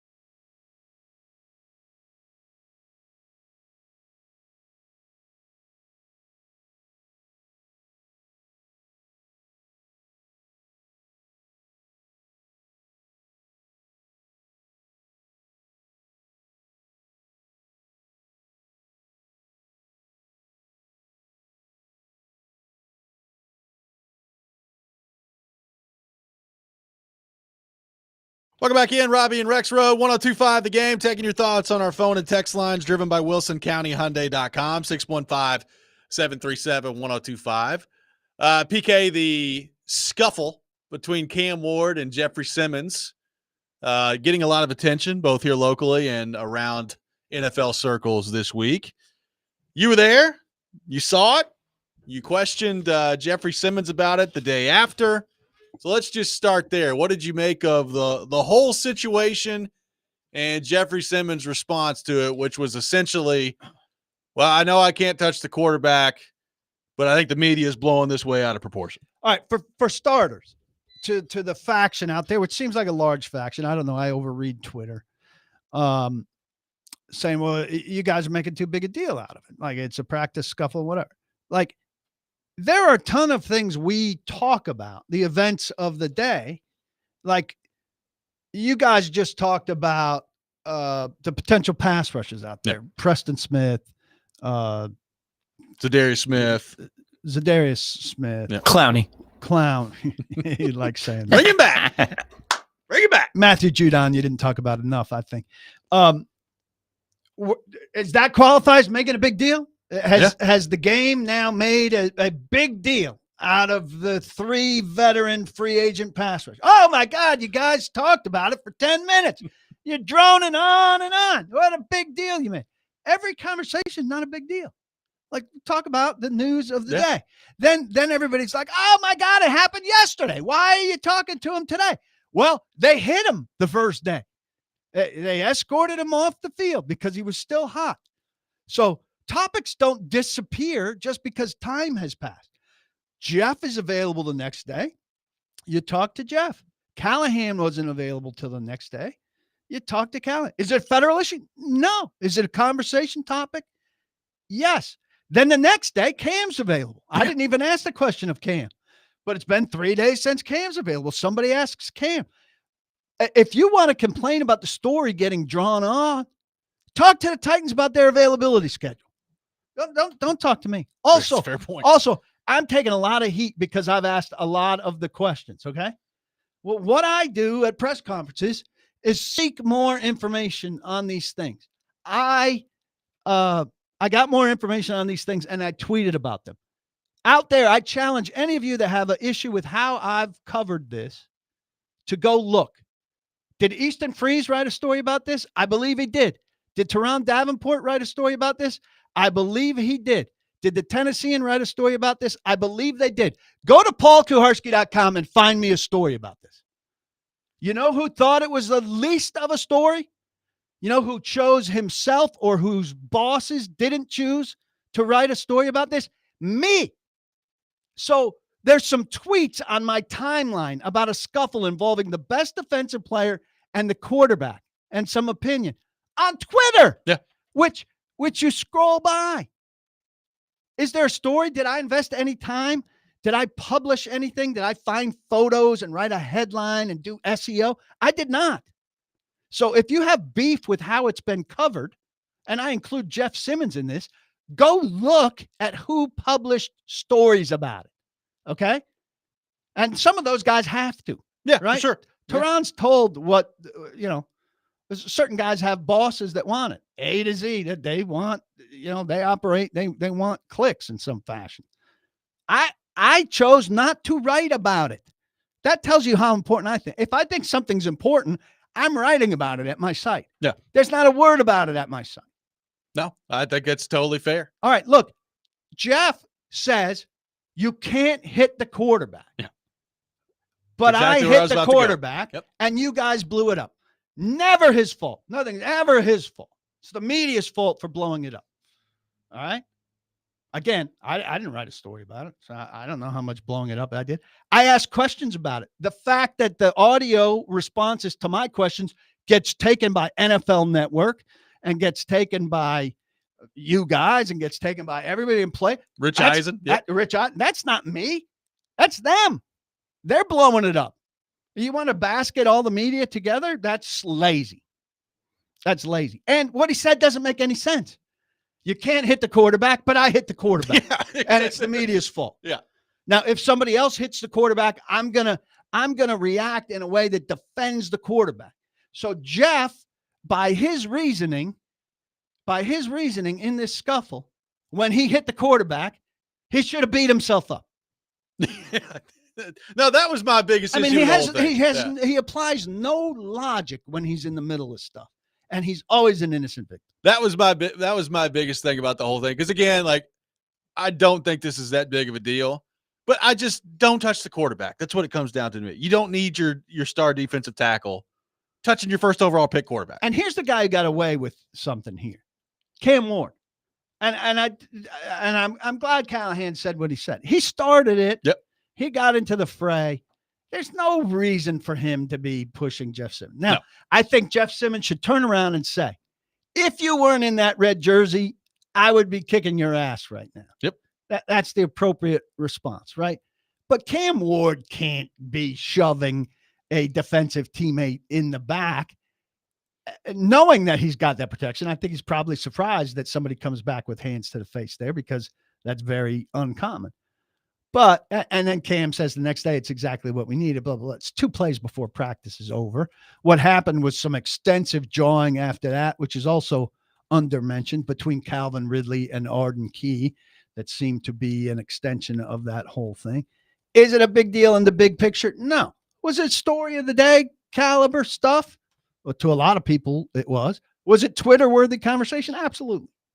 Well, the one thing that was interesting to me beyond all the pushing, shoving stuff was your exchange with Brian Callahan about whether or not Jeffrey Simmons should have been kicked out of practice. And it goes back to last year where Jeffrey Simmons threw a punch and Brian Callahan did not throw him out of practice. Here's what Callahan had to say in your exchange with him the other day at practice. What would it take for you to discipline Jeff on the field and throw him off? You didn't last summer in a much more serious incident. Yeah. That seemed worthy of something in the moment to some of us. It seems like he has free rein. That's not accurate at all. Look, I don't know where this throwing out of practice thing came from. It's pretty bothersome, to be honest with you. I've worked in the league for 16 years with a lot of really good head coaches, and I've never seen a player thrown out of a training camp practice for some pushing and shoving and some cuss words. So it doesn't register to me the same way. I don't know what it's like been before here or anything like that, but I've coached a long time and I've been around training camp since I was 15 years old. And the amount of players I've seen thrown out of a practice is, I can't even remember one that ever happened. So I don't know where that comes from. I don't know what that desire to see that happen comes from. I don't understand it. But Jeff he left the practice field after that play, just like we'd ask our assistant coaches, if tempers get hot, take the guy off the field and cool him down, and practice ended 2 plays later. So I don't understand all that, but I think all my conversations with Jeff and the players involved, and now that those are internal. So that's clearly a talking point that is, in his words, bothersome to him. What did you make of his response there to your question? Well, it initially says I've never seen a player thrown off for pushing and shoving and cussing. But then in the second phase of that, it sounds like he's not seen players thrown off. I mean, do we think Mike Vrabel lets Jeff Simmons or anyone go hands to the face of the number 1 pick in the draft in a red jersey without stopping practice and doing something about it? No. I think we saw think that Mike Vrabel Vrabel had better results than Brian Callahan, is a better coach than Brian Callahan? Yes. That's where it comes from for me. Yeah. If Brian wanted to get into a more extensive conversation about the root of it. 615-737-1025, our phone number. A lot more things to get to with PK. A lot of your thoughts on the text line we will get to as well. Keep them coming at 615-737-1025. You're listening to Robby and Rexrode, 1025 The Game.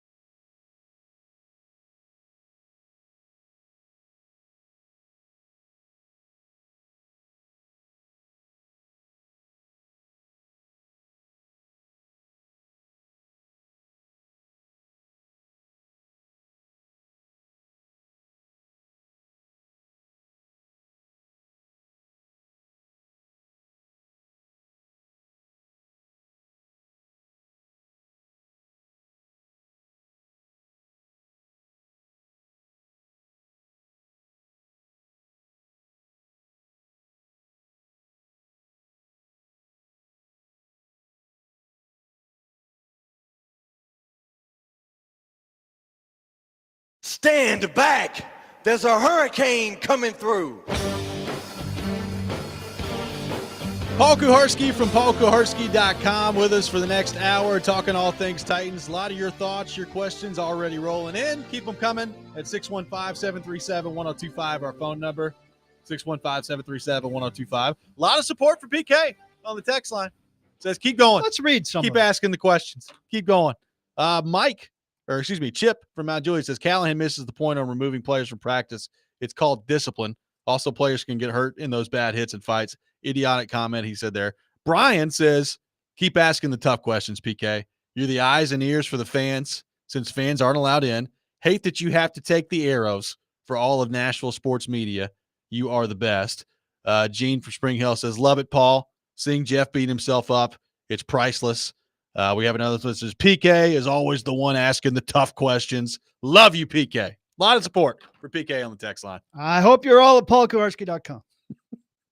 Thank you. Check it out. Look, I mean, this isn't a matter of I just want to reiterate, like a lot of people think, I want to reiterate about the press conferences, right? I know everybody thinks a press conference is a TV show and that like everything asked there is, I don't want to say everything asked there is not super important, but some of it for all of us is attempting to go down a path and some of it is not fruitful.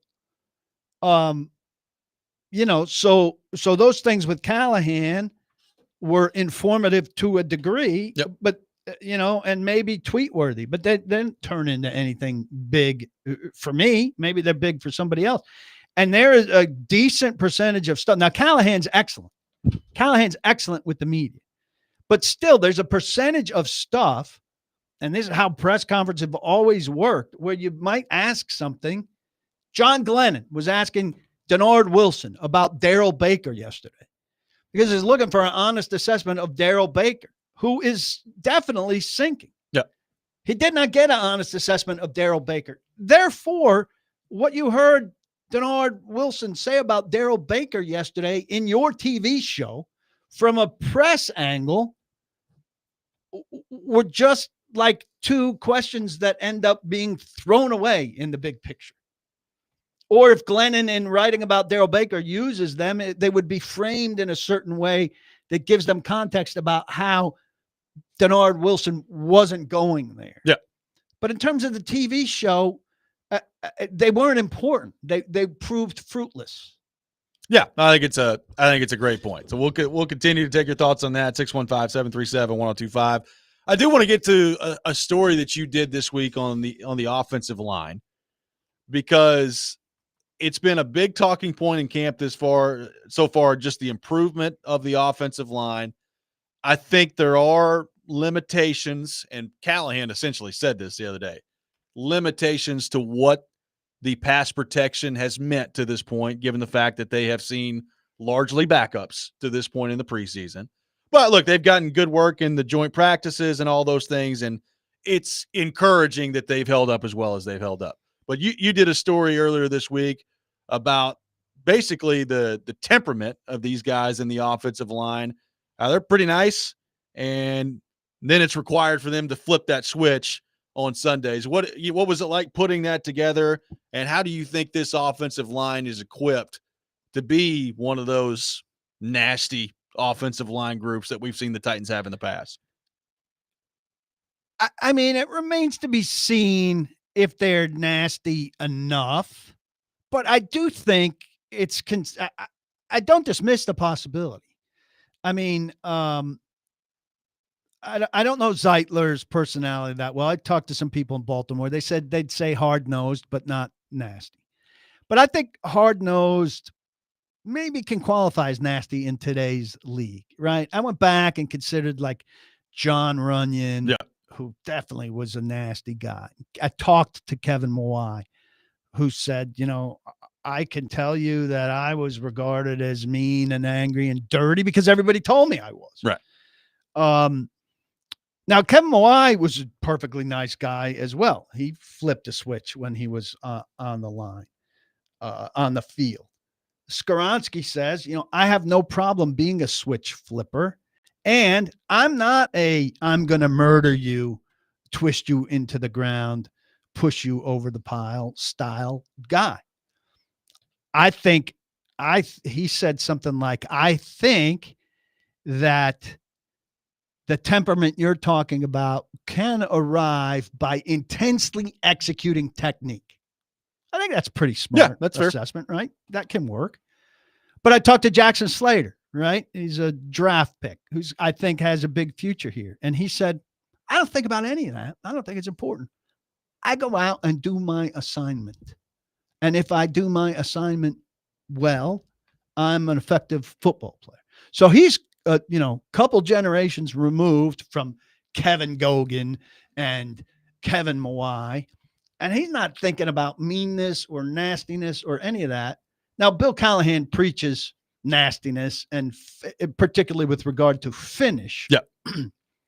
And so maybe Slater will pick up on some of that. But Slater looks like he's going to be a pretty good football player. But I think that's so far removed. You go back to Conrad Dobler, and what would Conrad Dobler have said about a kid saying, I'm finishing my assignment? Yeah. He would have been horrified, right?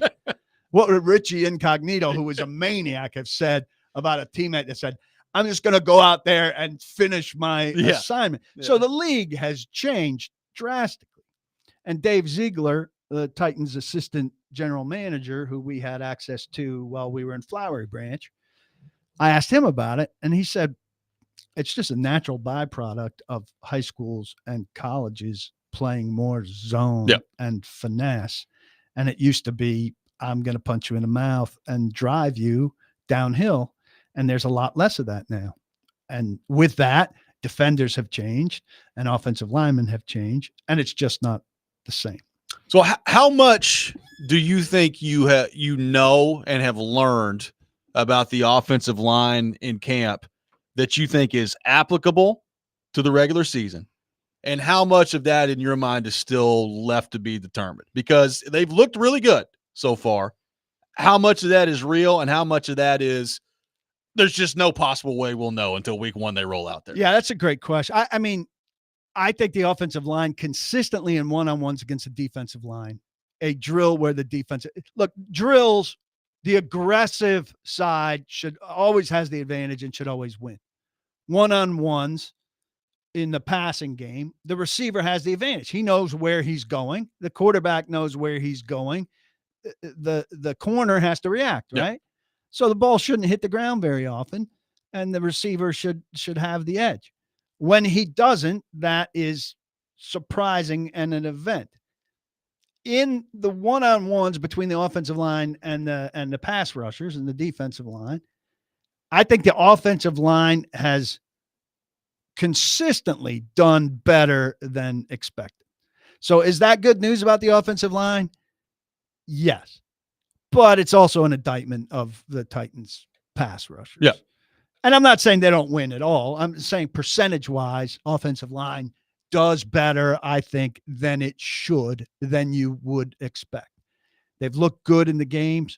But again, all of this is qualified with a level of competition and no scheme and all of that. So really, I think, that fan tension and anticipation and curiosity really in Denver. Yeah. There's so much unknown, and that is one of the big ones. Both sides of the ball, pass rush and run blocking. I don't know how good Pollard is, but he should be better with what they can do, and they need more 7-yard runs out of him. Well, I go back to what you said earlier about a lack of people popping at camp, which I think is totally fair. And it's hard for offensive linemen to really pop in training camp. But I do look at that position and that position group as a whole. And if they're anything close to what they've looked like in the preseason games, and that translates to actual competition, I mean, that's a significant improvement from last year to this year with that group. I don't know that means that they're winning 7 games or whatever, but it feels like that is a position group and we're going to get to inside linebacker here in just a few minutes, but that's a position group that has a chance to be way better than it was from last year to this year. And I just don't know how many of those position groups exist on this football team right now that have that chance. Yeah, and frankly, it's conceivable it's the best position group. Yeah. Now, not depth-wise. In interior depth, I think there's a chance there. I mean, I think Cushenberry's a bigger up. I like Corey Levin a lot, and I think Corey Levin's very good at what he does. But Cushenberry, helping with protections, I think is maybe a bigger thing than we have talked about. And I think Slater is a year away, but if you had to play Slater, that's better than some of your alternatives. Levin and Slater inside, Rupsich maybe your outside, or Hance an inside-outside swing guy. Tackles, tough call still. So you really have to stay healthy. I got one texter that says, my excitement is tempered when PK talk about guys popping in the preseason. How about we see a pop in a real game? The Titans are down bad. How long will it take for our terminology go from popping in preseason and camp to confirming our draft pick is a dude and confident we'll see it during the season? Well, he can confirm that he's a dude and there can be insufficient pop simultaneously. It's hard to bear. Yeah. He can make and I think when I wrote about grading the throws, Callahan said, what, you need 5, 6 A throws in a game? Yeah. To win? Well, he can make 5, 6 A throws in a game. That doesn't fix anything defensively. Right. If he makes 5, 6 A throws in a game, but he makes 2 F throws, well, he's made the A throws, but he offsets 2 of them. Right. With the F throws, right? So I think there are a lot of sliding scale kind of elements to it. A couple of things on the Cam Ward front I want to get into coming up next. We will get into inside linebacker, a lot more of your thoughts and questions for PK on the text line to visit as well. We'll get into all that coming up. Robby and Rexrode, 102.5 The Game.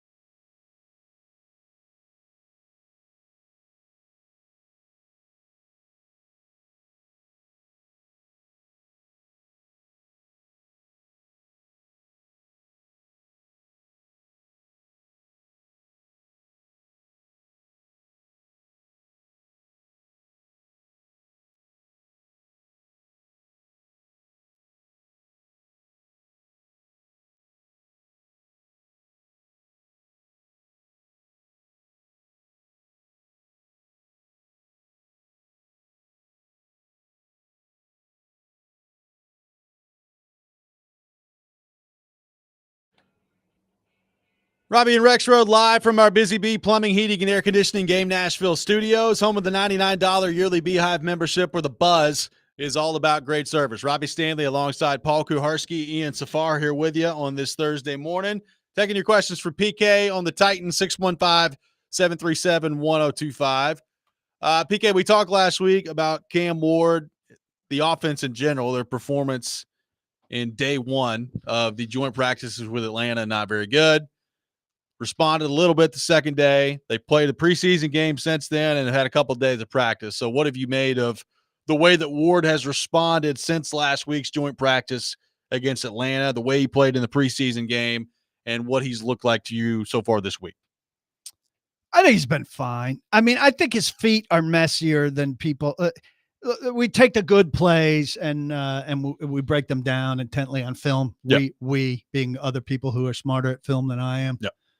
And then those of us that look at it, Kurt Warner did that great breakdown on the thing. I will say about the Kurt Warner breakdown. Like, did you watch it? Oh, yeah. Yeah. All right. So he wants that slot receiver to run his post further inside, which would have drawn guys into more ideal positions. Yes. But the play worked, right? So the defenders that he wants to be further over and away from Jefferson, sure, that would have been great if they were away. But the fact of the matter is they really didn't affect Jefferson. The throw was there. Yep. Jefferson said he should have taken a little better angle and that the throw was there. We all think it was a great throw. We all think Jefferson should have caught it. Yep. So everything that Warner wanted would have neatened the play up. But I don't think it was a poorly designed play. I think it was a big gain, successful crosser. Right? So I watched that and I thought, this is fascinating if you take that play and revise it. And I'm sure they will continue to evolve a play. But for a preseason play where you have a couple of young guys on the field and you're still working on chemistry and everything, that's a damn good play.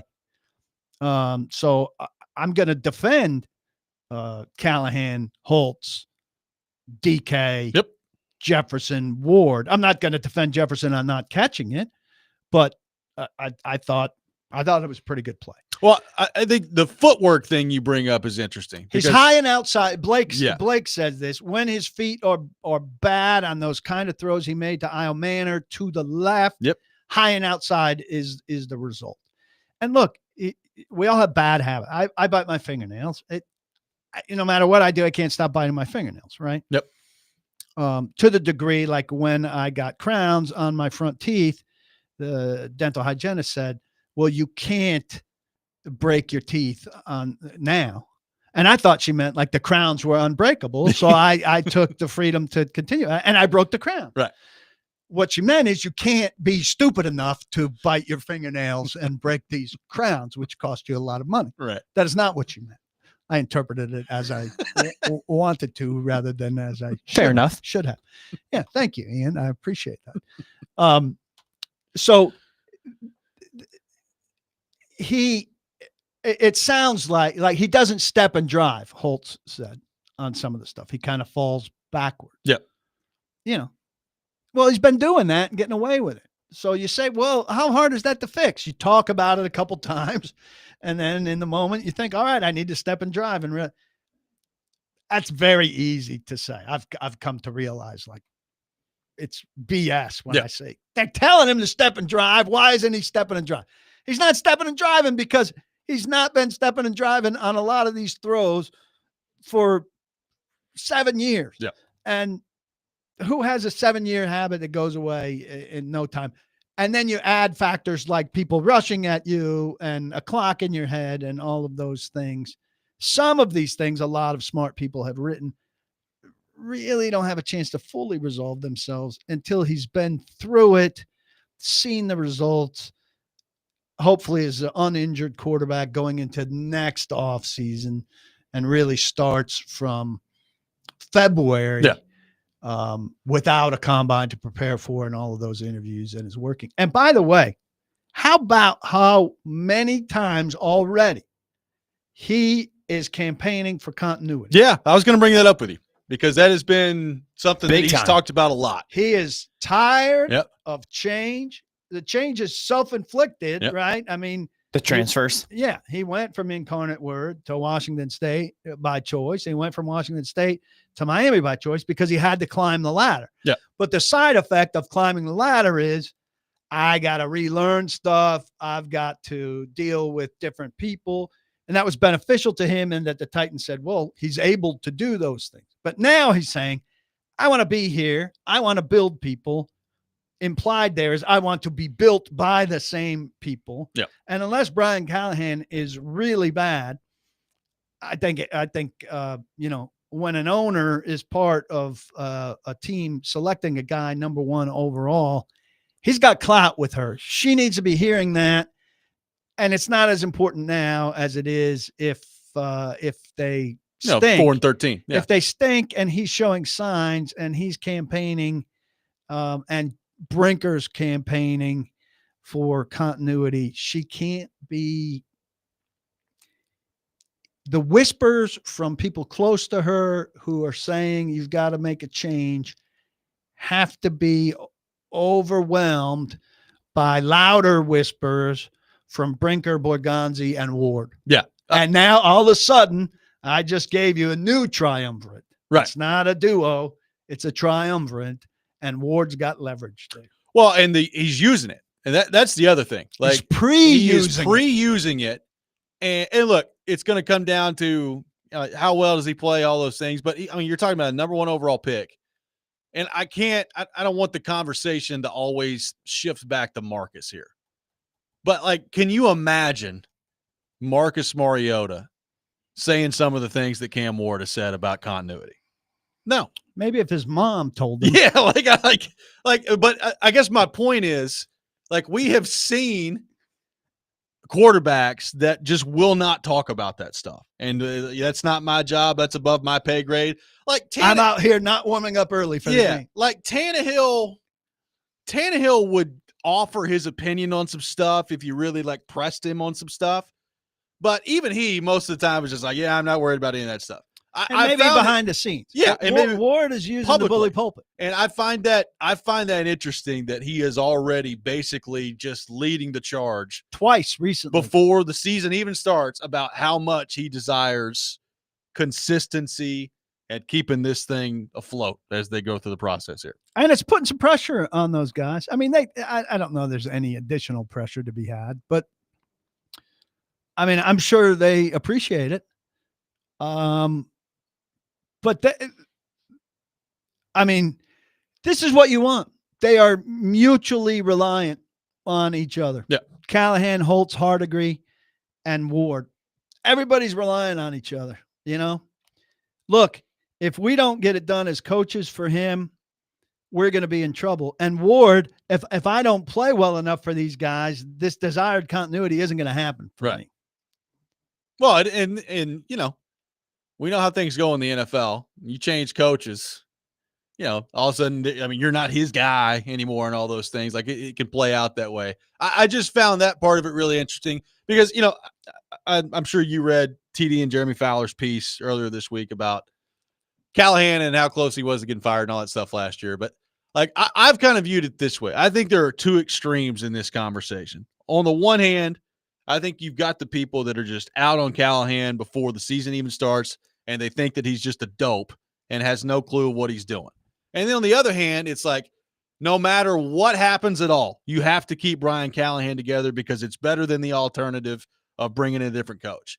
And I think there's a middle ground there where it probably needs to be. Like, we all understand that the roster is in bad shape heading into this year, but I still think like it's on Brian Callahan to show you something. Like right now, he's not shown much. No, he needs to show you something this year where you got some confidence on, because I would argue continuity just for the sake of continuity is just as stupid as firing people left and right all the time. But is he going to be Adam Gase or Nathaniel Hackett? I have my doubts about that. All right. If he's Adam Gase or Nathaniel Hackett, you need to move on. But if he's not Adam Gase and Nathaniel Hackett, if it's not that, then you probably need to stick with it. as much as people may not like the level of progress. And we've already seen things from Cam that indicate like, hey, they know what they're doing with him. They know what to do with him. You'd like to hear the excuse less with the big Cam evaluation later about it being about what he's surrounded with. Yep. And I think you're giving him a chance there. But I also think fans aren't being reasonable. Like Justin Jefferson is a piece of that. A veteran receiver who knows what he's doing is a piece of that. Is he great? No. Talking about Van Jefferson. Yeah. He's not a particularly good player, but they need to be able to draw out of him the things that they saw when they scouted him and decided, look, we're not going to have the luxury of getting great receivers here. And this guy can, at the very least, fill a hole for a while. Io Manor, I like as much as most people like him, but there are some signs that he shows of not readiness. Yeah. In terms of using his size and his traits effectively in game. In Atlanta, he had a day where he kind of just got bullied, and I think they had to say to him like, "You be the bully. You've got the size and the qualities to answer that and go up and win that ball." Well, I mean, if he's getting bullied in a practice in Atlanta, what's Denver going to do to him? Right. So if you can't count on that, well, Van Jefferson knows how to play in an NFL game. And I think people are dismissing that over 2 drops. You know, I'm no huge Van Jefferson guy. Right. But in what they're doing, it makes sense to have him. I would agree 100%. A couple position battles I want to get into with PK coming up next. We'll continue to take your thoughts, your questions for him as well. Robby and Rexrode, 102.5 The Game.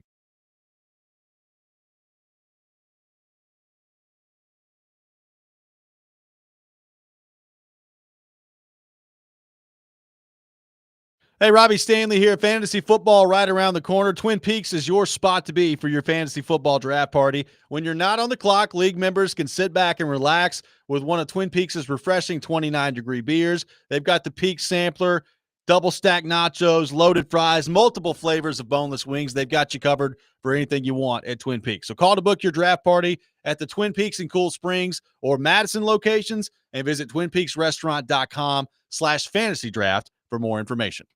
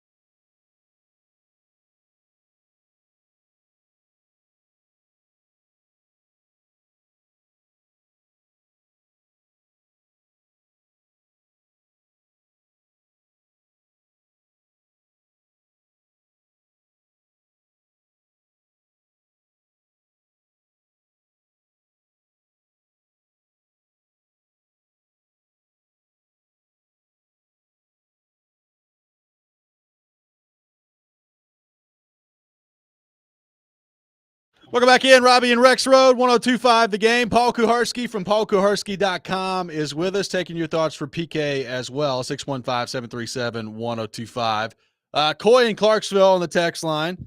Do you see Cedric Gray winning the inside linebacker number 2 spot? Look good in game time playing. So he also asked about Jefferson. We'll get to that here in just a minute, but let's just focus in on inside linebacker and Cedric Gray right now. I don't think by any means it's determined. But I think Cedric Gray showed very well for himself. Apparently, the officials, I heard secondhand, told Denard Wilson that the penalty called on Gray's interception wasn't a penalty. So that would have, should have counted. Yep. Either way, he made the play. I don't think the penalty affected it. He gave pop. I thought James Williams was doing reasonably well, but without the pop. Look, Cedric Gray's better in the middle of the field, right? And Cody Barton is ideally better in coverage. His coverage numbers weren't great last year. I've got a piece coming on Cody Barton. I talked to him about his coverage numbers last year. I read them to him. He disputed, he said that he thinks there's a few things in there that aren't necessarily his or whatever, but nevertheless, he said those are bad and they're going to be better and they need to be better. But James Williams is more of a dropping back linebacker and Cedric Gray is more of a going forward linebacker. Fair, right? Yeah. And so I think the pairing maybe is better. Barton ideally can do everything. But I also wouldn't discount, what they might do in big dime. Yep, for sure. Yeah. In dime. Yeah. What is your sense for at this point with one preseason game left tomorrow, where things are headed at punt returner right now? Yeah, I have a real issue with them using Jaquan Jackson so much. And I asked Fossil about it yesterday. Yep. And he said there's seniority involved in it. Now, using seniority as a pecking order element when the senior guy you're giving the rep to is not going to be on the roster makes very little sense to me. I think the ideal scenario for them is that DK be the punt returner because ideally they're keeping 6 wide receivers and you need the punt returner, if he's not a defensive back, which he's not going to be, to be one of those 6 wide receivers. If Prochet is on the roster, he's the 7th wide receiver. If the 7th wide receiver is the punt returner, then guess what? You've got to sit down the 6th wide receiver. Correct. So he's really the 6th at that point. Yeah. So then Prochet is the 6th and somebody else is the 7th. It can't be Oliver as the 7th. Oliver's got to be active on the game day. He's their best gunner by a mile. He's got to play special teams.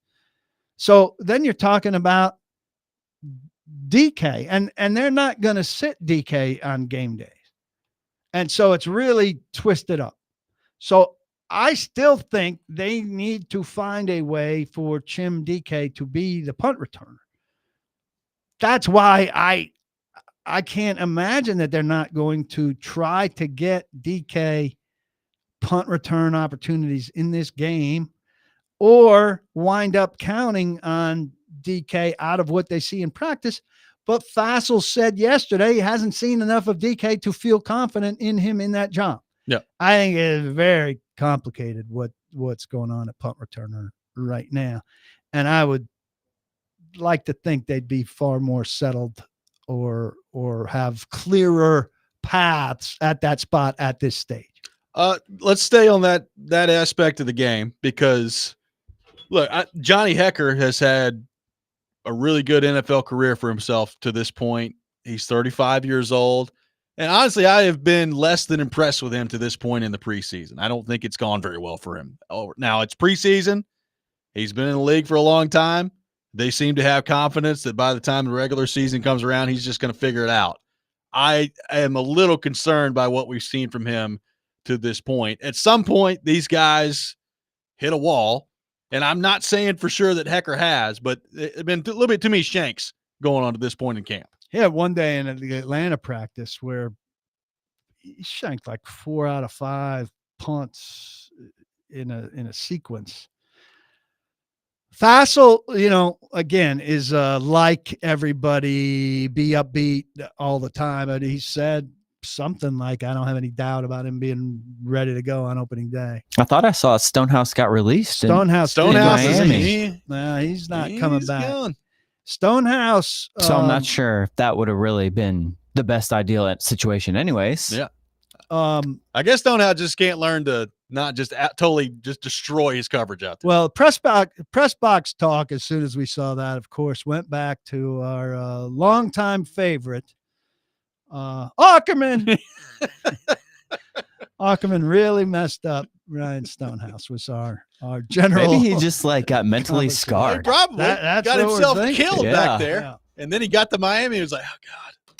I would think he gets another look somewhere. But, I mean, for the guy to do what he did and now be on the street is pretty amazing. I would think there's some teams that want a boomer punter. And if you want a boomer punter, you're not going to find much better than Ryan Stonehouse. Referring to the kicking style, not the age. I was going to say, yeah, not old man. We got a boomer already. We got the with boomer Hecker. punter here. Yeah. They took the boomer over the boomer, if you get what I'm saying. I get it. And Joey Sly, I think, is locked in. He hasn't missed, too many. Missed extra points of concern, but it's based on what he's done, it's an outlier. Yeah. If I can turn my mic on, I'm pulling a Rexrode. Fossil yesterday was talking about the sudden change and getting some practice with that with Joey Sly and the kicker. So we'll see what that all kind of shakes out that way for. But special teams, we saw last year how much of a absolute tire fire it was for them, and it was more in coverage and punt blocks and all that stuff. But it'd be nice to not have some issues on that front. I mean, here's one thing to fear. I'm just thinking of this, but it took Bill Callahan. The first year of the expected transformation did not go as planned. Correct.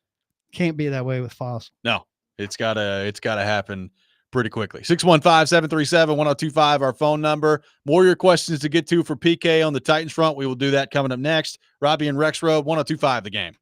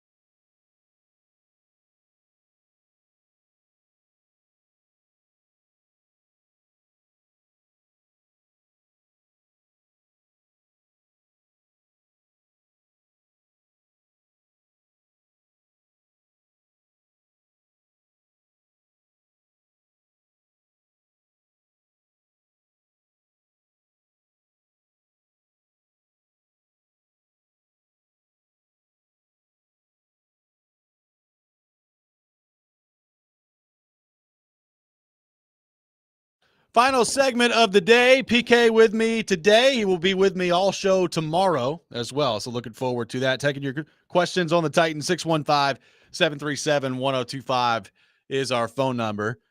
PK, what do you make of where things stand at running back right now beyond Pollard? We know Spears' injury situation. You've got Chestnut in the fold. You had a story at paulkuharsky.com earlier this week about Khalil Mullings and pass protection being an issue right now. So where do you think things stand in the running back room at the moment? Well, I don't think they could trust Mullings to put him on the field. I don't think regular season wise he would be on the field in any situation that called for pass protection. Maybe short yardage, maybe help run out the clock, up or down late by a decent margin.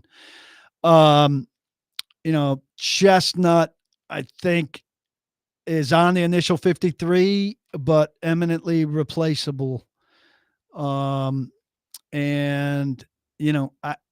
don't have a feel for Pollard, and Spears missing ensures they're keeping 4, conceivably 5. We don't know how bad that ankle is. If there could be a IR stint there for 4 games and recall. I don't know. I think they're going to run the ball better. It'll be largely a result of the run blocking of the offensive line. Yep. But I think Pollard, while he's good, has a little bit to prove in terms of being the lead guy. And I don't know if he feels that way. He was in some ways best player on the offense last year. I think it'll be more challenging to be that guy this year, especially with Ridley and Ward. And so I think he should feel challenged. Based on the work that they've gotten into this point, how much do you think Brian Callahan is considering playing Cam Ward starters in tomorrow's preseason game? I think the tone was that he'll play them, unless I'm mistaken, the same amount that he's played them in the first 2 games, probably about 2 series each. Are you surprised by that it's not more, given the fact that you're taking a couple weeks off before week 1? No, I just think he's being consistent. Minnesota's going to play nobody. Right. So again, they should look good and come out of it feeling confident, even if it's somewhat false confidence, but false but healthy confidence, let's say. If they look bad, that'd be a problem, a big negative. Well, let's look elsewhere in the division real quick. Daniel Jones, the starter in Indianapolis. So Richardson clearly got to the point where they just could not trust him to look across the line of scrimmage and understand what he was seeing. They've got Daniel Jones out there now, which I think has a chance to be pretty bad. Like, it could be pretty special at the bottom of this division this year between the Titans and the Colts. I have no idea what Jacksonville is going to be. So now that we're this deep into camp, what do you make of kind of where the division stands? What do you make of the Colts' decision to start Daniel Jones? And it's not like it's like Steichen said, our starter for the season is Daniel Jones, not our starter for week 1, our starter for the season. What do you make of that? I think it's probably in some ways good to make that pronouncement, to let Daniel Jones feel it and let the team feel it.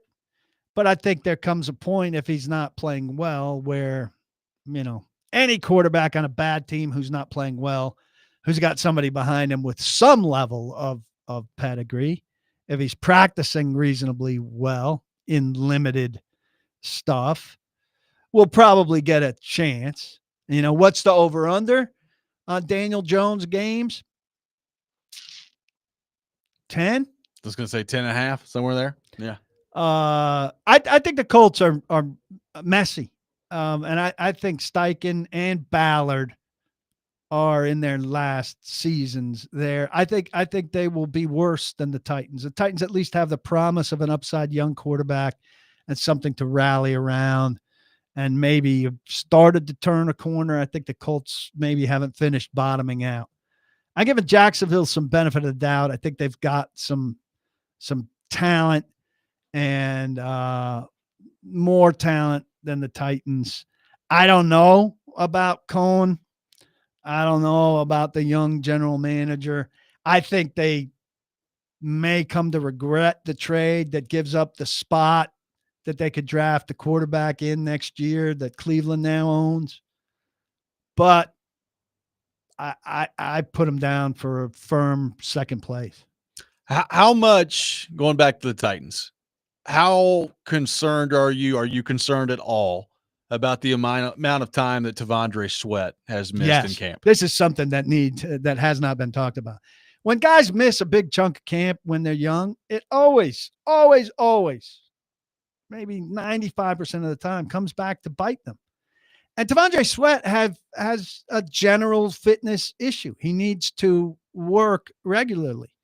And so the abdominal thing stopped him from working for maybe a week. And then tonsillectomy has stopped him from working. Saw him on the patio yesterday. And maybe, I know you eat a lot of ice cream when you have a tonsillectomy, but I think your appetite is down overall with that. So he probably lost some weight with that. Can he keep that weight off? What kind of fitness level does he have? And has he stuck to the standards that he set for himself or fallen back into any bad habits? I think those are all fair questions, and we've just kind of let him be off into the side. And missing this time is a significant deal. I think there's an assumption out there from a lot of Titans fans that he's just automatically going to take a big jump from year 1 to year 2. I think that's dangerous. And I hope he does, because they need him to. And if he doesn't, that's a big problem for this defense, because they just don't have enough guys if he doesn't. But I'm with you. Like, I think it's probably something we've not discussed enough of just how much time he's missed in camp. And at the end of the day, if he goes out there in week 1 and looks really good against Denver, nobody's going to care about how much training camp time he missed. But it's something that's been, how many snaps can he play? Yeah, how can he? Yeah, it's a great question. I don't know, but he's just not been out there. And I feel like it's something that we probably just really have not discussed a lot to this point in camp. I would venture to say that is the biggest, excuse the pun, undiscussed thing about the Titans at this point. Yeah. And again, like everybody, like you point to the strength of the defense and everybody immediately goes, well, it's Simmons and Sweat. Well, I think Simmons is. Like Simmons, we've seen him pretty regularly, pretty dominant at practice. Sweat, I don't know. Like I hope the ability's clearly there. But, Brian Callahan was talking earlier in the offseason about like the next step of getting after the quarterback more and providing some of that interior pass rush. And I just feel like there's some valuable reps that he's missing out on right now. And you don't want him, easing into things and it taking him a month into the season before he really gets going. Like they need him right out of the gate. PK, it's been fun. We're doing it again tomorrow for 3 hours. Appreciate you taking time to be with us today on the program. Looking forward to tomorrow. Enjoyed being back in. Don't block the box. Be sure to lock your locks. We'll be back tomorrow morning at 6 a.m. PK will look ahead with me to the preseason finale for the Titans coming up against the Minnesota Vikings. Jake Lyman is coming up next. You're listening here to 102.5 The Game.